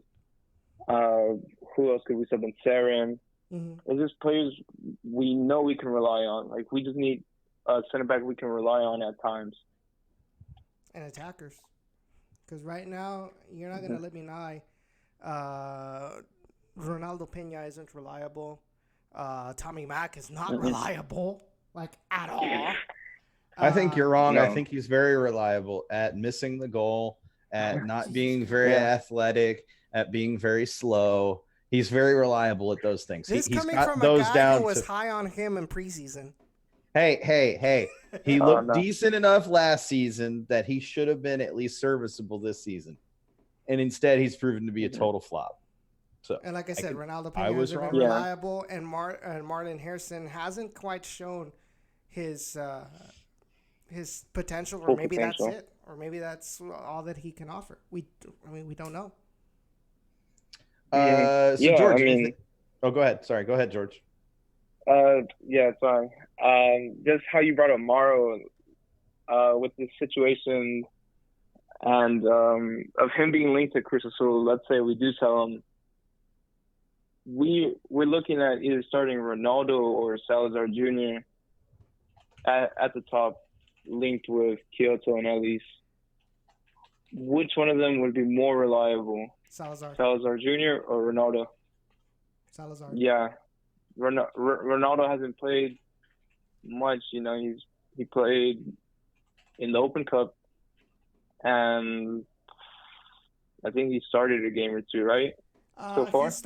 He started both Open Cup games. Yes, he did score Mhm. goals in both matches, but he was one of those that was not fit for the whole 90 minutes. At RGV, the times that he's been sent, like he was pretty much a player that disappeared as well. And one of the comments that he kind of made, which I'm not gonna take it against it, but it's just kind of interesting for him to say that when he goes down to RGV, like it's to have fun, and not necessarily to give it his 100%. But the point of the matter is that I think Ronaldo Pena, yes, against lesser teams, you can say like Austin Bold, he did score, but I think when it comes to the push and the shove, he's either not ready, fitness wise yet. Which Michael Salazar, even with his injury, but with all the time that he played at RGV in the USL, I think he is more he's ready to take on a bigger role with I was gonna say RGV with the Dynamo over Ronaldo Pena, and that's why we're seeing. And I said it ever since the beginning when they signed Salazar to the Dynamo. And we started seeing this whole Open Cup thing. I said this is gonna fall back on who has the better fitness. And right now, by far, it's Salazar that has more fitness over Ronaldo Pena. What were his stats before he joined? Like as soon as he joined, he got called up. It was like 8 goals in 10 appearances, 10 games, right? Yes, because he had broken the record at RGV of 7 goals in one season, and that was only, like you said, like in 12 games actually, 8 in 12 games. Yeah. So that made me confident about getting Salazar Jr. because we can do what we did with Morrow, and have him make him have like a breakout season. He's having his breakout season with RGV. And then gets called up. I mean, that's amazing because we can do many things with Salazar Jr. Yeah, one of the things that I kind of do disagree on how Wilmer's playing him is he's playing him on the wing. I understand this whole depth thing, but I don't think we will be seeing Salazar's full potential when he's playing on the wing. Maybe pair him with Morrow. Kind of playing, as they say in Spanish, as poste. Kind of help. Absorb the pressure from the center backs, kind of create space for Morrow, kind of holding the tempo, so that way at least Kyoto can come and help him out, or even Morrow, and try to score rather than trying to just rely too much on Albert Elise's speed as well. Because if you saw it in the couple of games we've seen of Michael Salazar is very strong, and it's very difficult to take the ball away from him. So he might be somebody when the match requires to have more possession. I think having a player like him can be very helpful to the Dynamo to kind of even actually, stop the momentum of the opposing team. He had a chance against Cincinnati in the final attacks that we had. Versus Cincinnati, and that would have been amazing if he tied the game, because it would have been his first Dynamo goal, correct? Correct. Yeah, it would have. And then, getting a point out there would have been better than nothing. And, losing to the worst, to the team with the worst record in MLS. And it's just all about like him just trying to get used to the way everybody else on the team plays. I think once he kind of dials down on how Elise, what are Elise's tendencies, what are Kyoto's tendencies, what are Mauro's tendencies, what are Tomas's tendencies, then he'll be able to position himself in a way better than he is right now, which is still kind of pretty good. But there's still room for improvement for Michael Salazar. But with Ronaldo Peña, it's kind of a similar style as Mauro, where they have to they have to feed him the ball inside the box for him to do something, whereas Salazar tends to be a lot more maneuverable with just the way that his play style is. Like with RGV, he was that striker that would, like I said, absorb the marking from the center backs, and you would free up space for either Chuy Enriquez or Malik Foster. And that's why when the Toros attack was at its 100%, it was very, very dangerous, because you had that unpredictability of Chuy and the speed of Foster, and of course you have Michael Salazar and how lethal he was in front of goal. Mm-hmm. I think that's really any more questions. I don't have any else for you. Okay. What are the expectations for this Friday? Do we expect a good crowd, a good result? Good crowd because it's overall, LAFC. Good result because we're home. I think we win 2-1. Edson? I think we barely muster a draw. George? At least a draw. Just coming off this win, off this loss on the road, we're looking for 3 points. It's just I hope it does go 2-1, like you said, Sean. I don't think there's any doubt I think there's no doubt we give up a goal. But I also think we have a strong enough attack that we can take it to LAFC, especially here at home.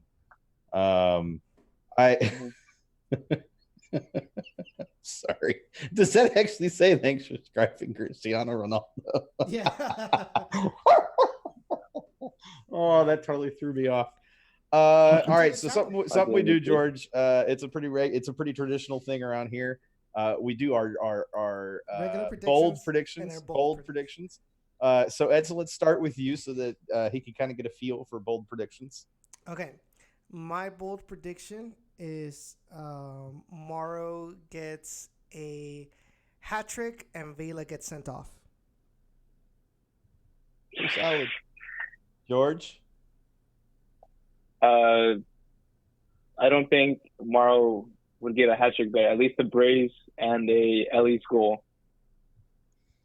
That's and solid. Just an upset. Like it just breaks down LAFC because they've never beat us at home.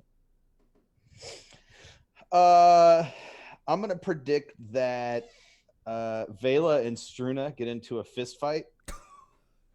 Both get sent off. Vela chokes Struna? No, straight up fist fight. Vela doesn't have the balls to try to choke Struna. Let's be serious. And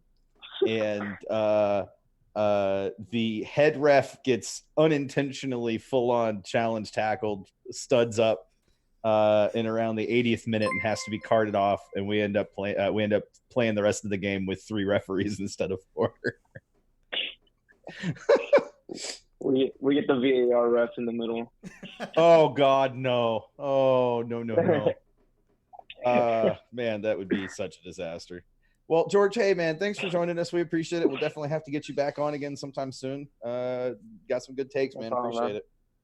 Where can they Thank you, find you at? Where can our followers, listeners, readers, watchers, where can they find you at?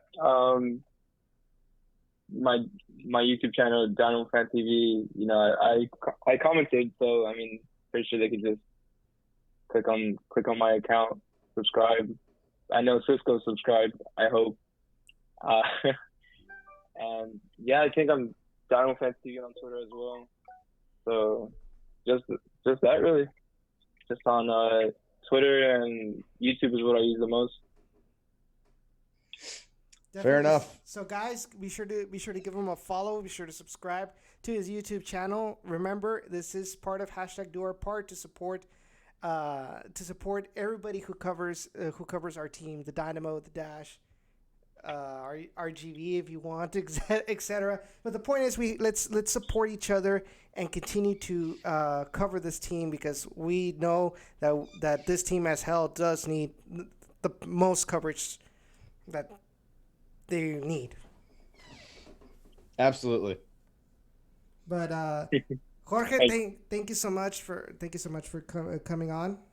And No problem. Anything else you want to say before you go? No, just thank you so much for having me. And then I just found out that, hold on, where is it?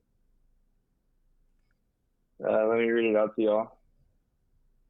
Democrats introduced bill to halt funding for the 2026 World Cup. To halt what? To halt funding for the 2026 World Cup until the women and men get equal pay. The U.S. team. Ooh.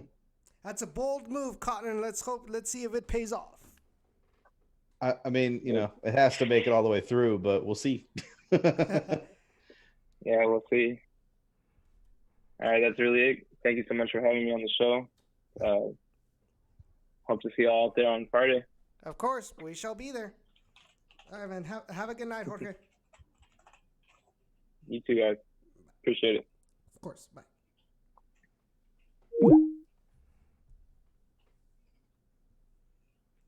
So Carlos says, so Cristiano Ronaldo says 3-1 Dynamo win soon. Carlos says 3-2. They will be 2 VAR calls. If Struna ever fights anyone, I have all of my money on Struna. I told you. It ain't even a question for me. So, really, really good topic. We talked about Cabrera. We talked about the Dynamo woes. What else do you guys want to talk about, guys? We have 30 minutes? 20 minutes. We have 20 minutes until the end of the show. Phone line is open, too, if you guys want to call. Let's talk about all those Aston Villa signings this offseason.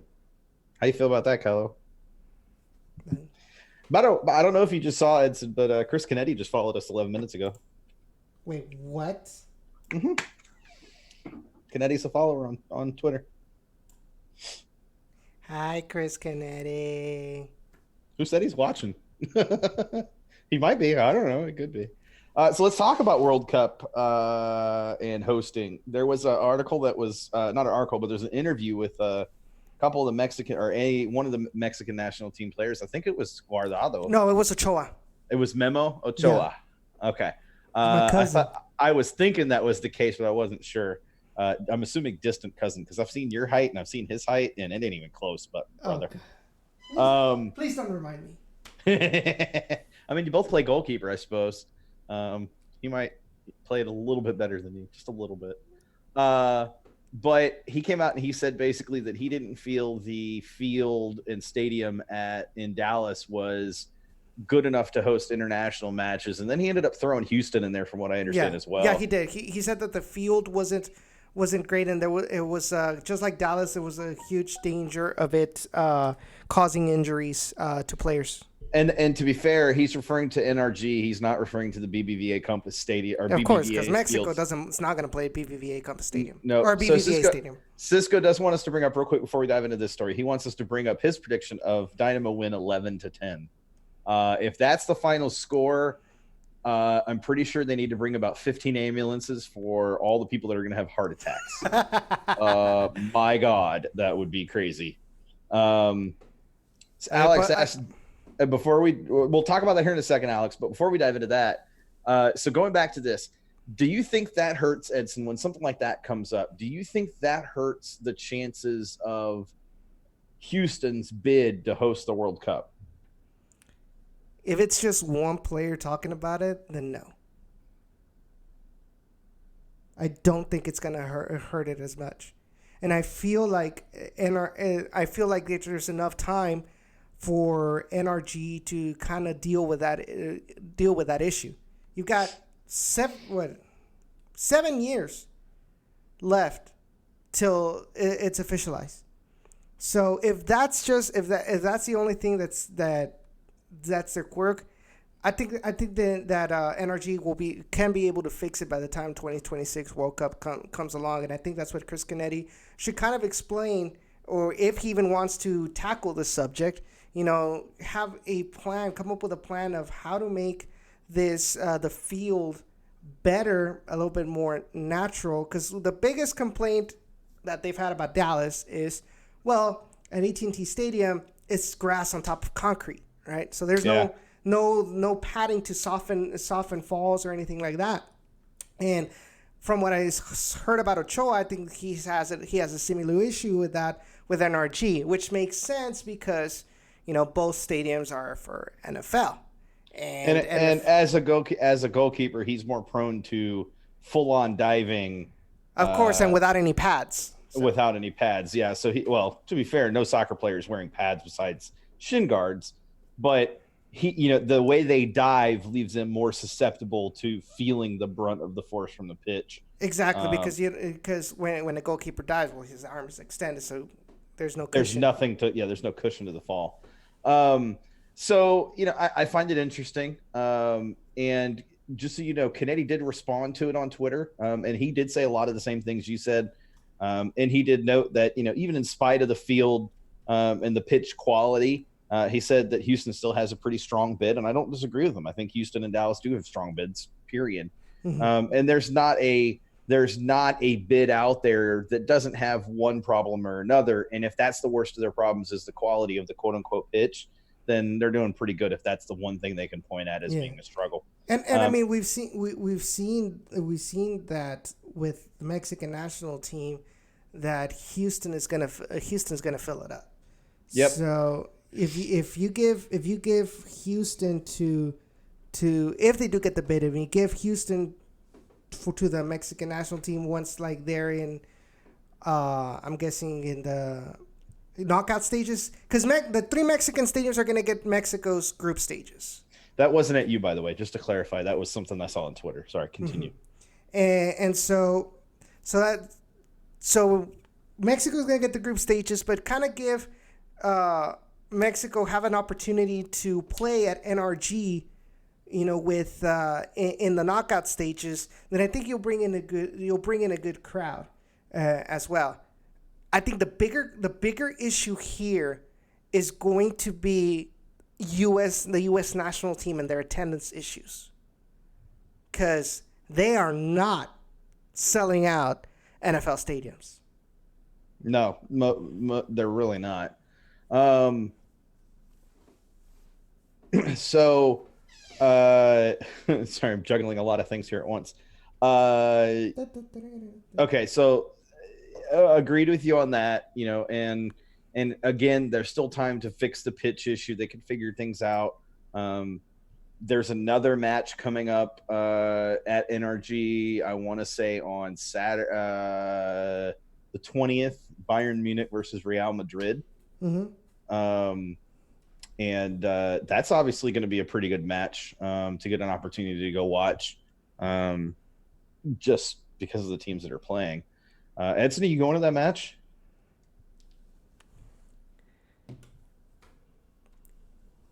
Probably not. Money is an issue. Understand. But anyways, yeah, so that match is going to happen. It should be interesting. But, I find the amount of soccer that's happening right now in Houston very encouraging.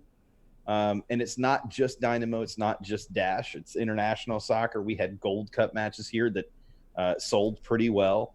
We've had other international matches here, and we've got this match coming up as well. So I'm intrigued, right? Like, this is the time for Houston soccer to really start showing out. Cisco does make the point. I just want to know Canetti is defending Houston now more than ever before. So Alex asked earlier if any of us went to the Costa Rica versus Mexico game that was here? No, I was in Philly. I was not able to go. I had stuff going on, so I wasn't able to attend that match. But I'm sure people in chat did get to attend that match. I'm sure. I had a friend that went from the Valley, came to Houston to cover the match, but he enjoyed it. Cisco says there's supposed sanctions coming down on Mexico over the That's chant, what they said last time, and I agree with those sanctions. Forfeiting matches. Yeah, but they're not going to do it. They say it all the time. They threaten it all the time, and nothing comes of it. And then Mexico, they deal with it, and then again in 2 or 3 years, it comes back, and they have to deal with it again. But I mean, you're talking about a fan base that continues to salute the flag when that's not anthem, and that's not anthem protocol. Yeah. I mean, and yes, I went there. I mean, whatever. Y'all do you. Remember, y'all means all. Oh, well. Okay, so, wow. We are winding down here, aren't we? Holy moly, it's already 10 till. This has been a good show. Holy crap, this has gone by really fast. I love that yelling. Oh, that was best part, man. I'm telling you. I appreciate the fact that we both get to play devil's advocate, and obviously Mexico versus U.S. is a great opportunity for that. And at the end of the day, just so you guys know, Edson and I are always good. We may get in each other's faces here on the show, but at the end of the day, we are still good friends and blow it off like nothing. It is what it is. So with the last 10 minutes. Edson asked earlier, what do you guys want to talk about? We've talked a few things, obviously not too in depth, but what do you guys want to talk about? We've got LAFC. We can continue talking about LAFC. Go ahead. The VAR in CONMEBOL Copa America. What specifically about it? Well, more specifically, what Messi said about CONMEBOL kind of gifting the Copa America to Brazil. Just because he's not used to VAR, and because to be fair, there were two blatant fouls by Brazil inside the penalty that they refused to even review it. And in the final, Peru's goal, which was an obvious handball, we'll review that. But Brazil's penalty, which was shoulder to shoulder, that's a penalty. Makes sense. Hold on. So what you're saying, Edson, is the referee had sway over the outcome of that match because he didn't make calls or made calls that he shouldn't have made? Are you guys hearing the same person earlier who was absolutely applauding the That's referee? That's why I'm saying I'm bringing it up as a Shut topic. it down. I have won it. I am done. I'm bringing it up as a topic. You are playing devil's advocate, and you did it, and I suckered you into it and let you go there so that I can make my point and let you make my point for me. I'm bringing up the topic so people can discuss it. But you said, and I quote, to be fair, ... To be fair, but what he's saying, that's what I saw. So what you saw is, and I quote, they had VAR. The referee was not as good as he should have been. VAR did not make calls they should have made. Fouls were not called that should have been called. Frustration led to frustration things, et cetera, et cetera. I'm hearing the exact same things that were said about why U.S. fans were frustrated by the referee against Mexico. And you defended that. You defended it from Mexico. No. Yes, you did. Yes, you did. What I said is that you're no. What I said is that the U.S. fans are giving it too much of an emphasis, whereas the problem was Berhalter, his tactics, Altidore missing those shots. Frankly, we all know that Peru doesn't have the talent to defeat Brazil. I think Brazil was coming in too good into this final. Look, I disagree. Any team can beat any team on any given day. Now, 9 times out of 10, Brazil is going to beat Peru, but that doesn't mean Peru can't beat Brazil. That's dumb. It doesn't mean the U.S. can't beat Mexico. Mexico's the better national team. I've already said that. Doesn't mean the U.S. can't beat them. Doesn't mean France women's national team couldn't have beaten the U.S. But I watched the game, and I Brazil was pretty much in control. There were some lapses where Peru wanted to recover, but I did not think that they were putting in enough danger on Allison's goal. Whereas the U.S. had a lot of opportunities to score against Ochoa, clear one-on-one opportunities. I'm keep talking because you're making all my points for me. I'm not even having to talk anymore. I mean, it's Edson art. I could take the earlier segment and take this segment and just your comments, and I could turn it into the pardon the interruption where you're arguing yourself. That would be an epic video. It would be. I mean, it would be that. Let's do it. Let's do it. You're becoming. Oh God, I can't believe I'm going to say this, and I'm sorry in advance. Edson. You're becoming Stephen the A. Skip. Smith. You are becoming the Skip Bayless. Oh God. Of Generation Orange. Oh God. You did not just go there. Back me up in chat, guys. Back me up in chat.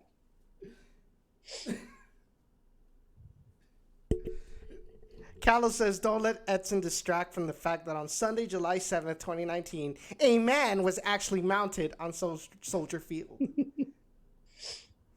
Cisco says Edson's ready to be a politician.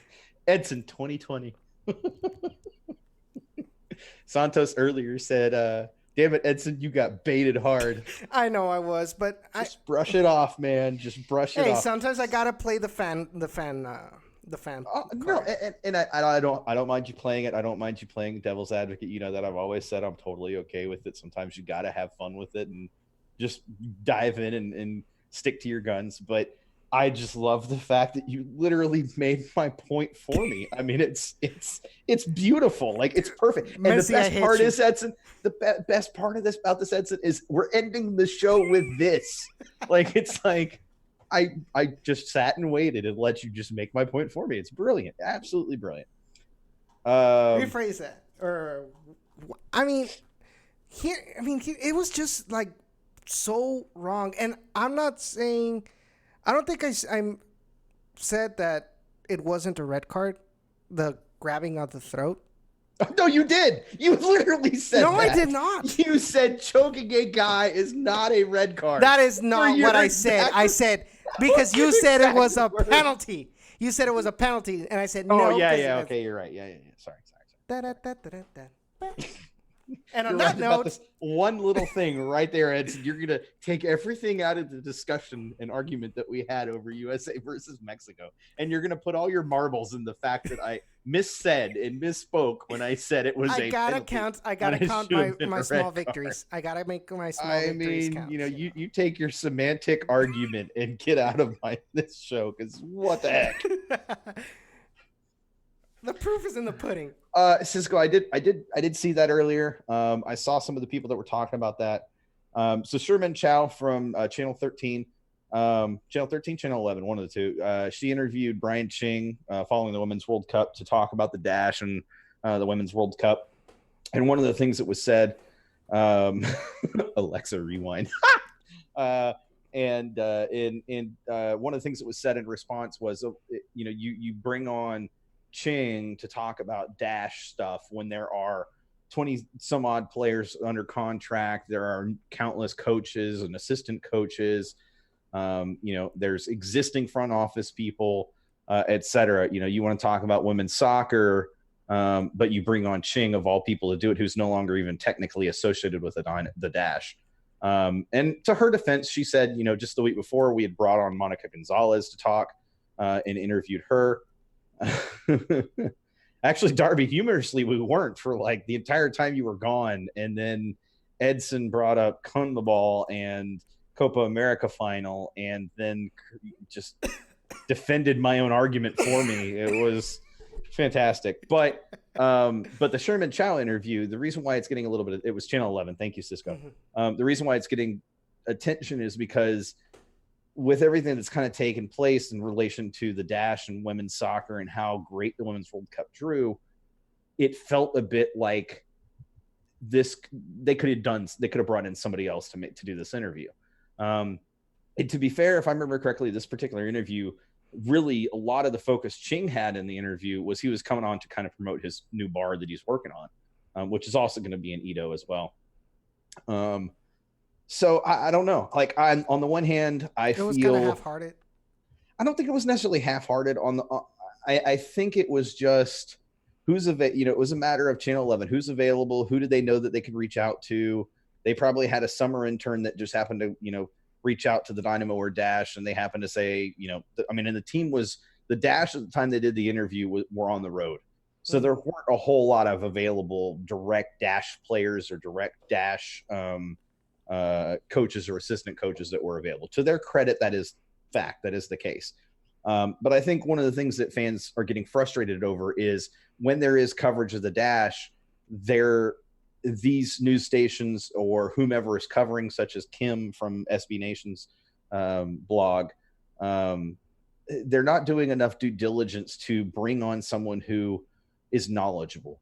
They're not bringing in someone who's part of the current Dash regime.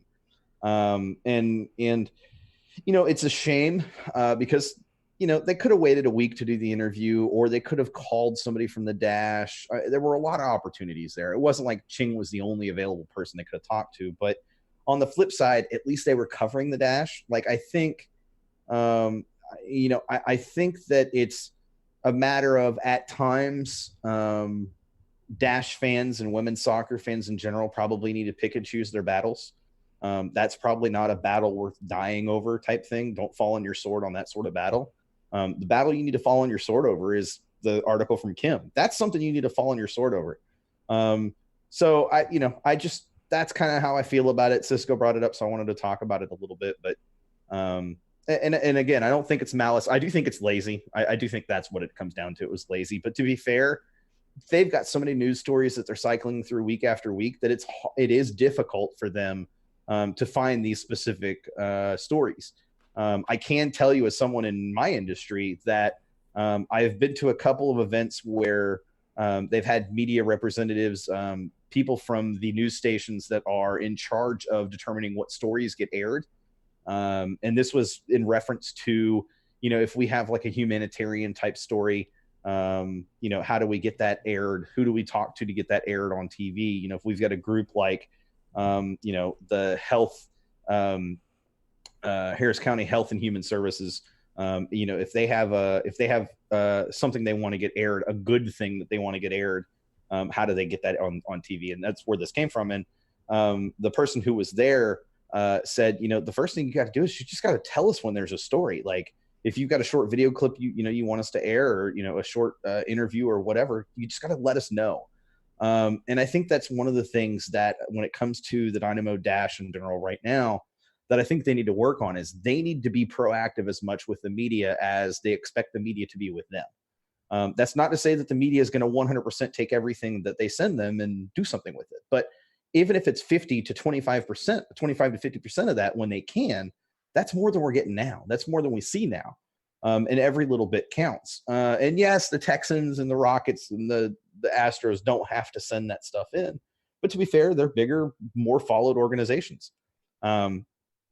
So that's some of my thoughts on that. I want to see the organization do better with that kind of stuff, and not let that be an excuse, but find ways to be better about it. And hey, she responded back to him, so they could reach out to her and say, hey, look, we'll put it, we'll water under the bridge. Why don't you get somebody from the Dash on? Look, we'll help coordinate and get a couple of players on, or we'll help coordinate and get another coach on or assistant coach on. We'll get John Clarkson on, or we'll get Monica Gonzalez on again, whatever, hey, we'll help you get them on. The Dynamo and Dash could take that opportunity and run with it. And that's what I need to see out of this organization to take that next step, is that sort of thing. So we will certainly see how that how these things move forward and how things, if they change, how they change. And last thing, Edson, man, you've been quiet over there. I'm letting you talk. Oh, thanks. Appreciate that, actually. Are you trying to see if I'm going to trip up and make your point for you? Because it only works with you. Last thing before we go, there was a picture that was posted earlier, and it made me laugh, of James Harden wearing a Liverpool jersey. No, Arsenal jersey. Sorry, it was an Arsenal jersey. Or Arsenal kit. I'm sorry. And I had to cringe. And somebody made the joke tweet, trade Harden. And look, I'm a Tottenham fan, but I'm gonna be the first one to say I will absolutely support Harden in his choice of Premier League team as long as he's actually watching the Premier League. Again, pick and choose your battles, right? Like, as much as I despise Arsenal, if James Harden is watching Premier League and promoting Premier League, I got to be okay with that. Now, I'd love to see him wearing a Dynamo jersey. That's a totally different story. Mm-hmm. Or even a Dash jersey. I'd be okay with that too. But hey, one step at a time. I can take what I can get. But with that being said, I don't have anything else. Edson, you got anything else you want to talk about before we close up? No, that's it. It's already 9:00. Yeah, I know. We're past our 2 hours, guys. Again, before you go, guys, do us a favor, like the video, subscribe to the channel, share the video, share the stream. If you're watching this after the fact, do us a favor, shoot us a tweet and say, hey, I'm watching you after the fact. I'm watching, tell us what your thoughts are. You may not get to interact with us on chat in the chat room, but we are, we do try to be active on Twitter when we can. Mm-hmm. And say that you're watching me fight with myself. I mean, hey, whatever it is, I mean, just let us know. And the reason I say that is, 1, we'll follow you. 2, we'll tweet back. And 3, it lets us know better how to formulate it, how much time passes between when people watch us live versus when they watch again later, or when someone watches later. It's important for us to know that, because, hey, if you guys watch it later and it's 3 days later, guess what? We could actually have somebody take the time to clean up the video a little bit. And actually do the Edson versus Edson argument thing, those kinds of things, and pull clips out and that sort of thing. But if people are watching it tomorrow, Wednesday, if people are watching on a Wednesday, is a lot of people, then we want to get it up right away. So we definitely just need to know from you guys. Let us know. When do you watch us? How do you watch us? Do you listen? Do you watch? Those sorts of things, because that'll formulate some of the things we plan to do this off season. And again, guys, we're working on a couple of things. As soon as I get confirmations and dates and times, I will let you guys know. Be tuned in. It's going to be worth it. Remember, our Twitter handle is @GenOrangeRadio. You can follow us on YouTube, the Down in the Valley channel. Make sure you subscribe for sure, because we want to make sure that you guys get the notifications when we go live, when Down in the Valley goes live. Which, by the way, what are you guys talking about on Down in the? We didn't talk hardly any RGV this week, Edson. I'm sorry. That's fine. So tomorrow we're finally back on air, Down in the Valley. We're going to be talking about our recent results. We have not scored a goal in 3 straight games, which makes sense when we lost 3 out of our 4 main attacking players. So right now we're having to rely on our depth to try to create the attack. So we'll talk more about that. We'll probably, Jacob and I, we're going to be talking about Women's World Cup or Gold Cup as well. He's gonna give me hate for supporting both teams. So for sure. All right, guys. Again, thanks for tuning in. Have a great week. We'll talk to you guys again on Tuesday. All right. Remember, stay forever orange. There you go. Dash TF on. And hashtag we are Gen Orange. And do our part. Somos we are Toros, somos Toros. And do our part. All those good things. Yep. All right, guys. Hashtag we're out. We're out. We love you. Take care.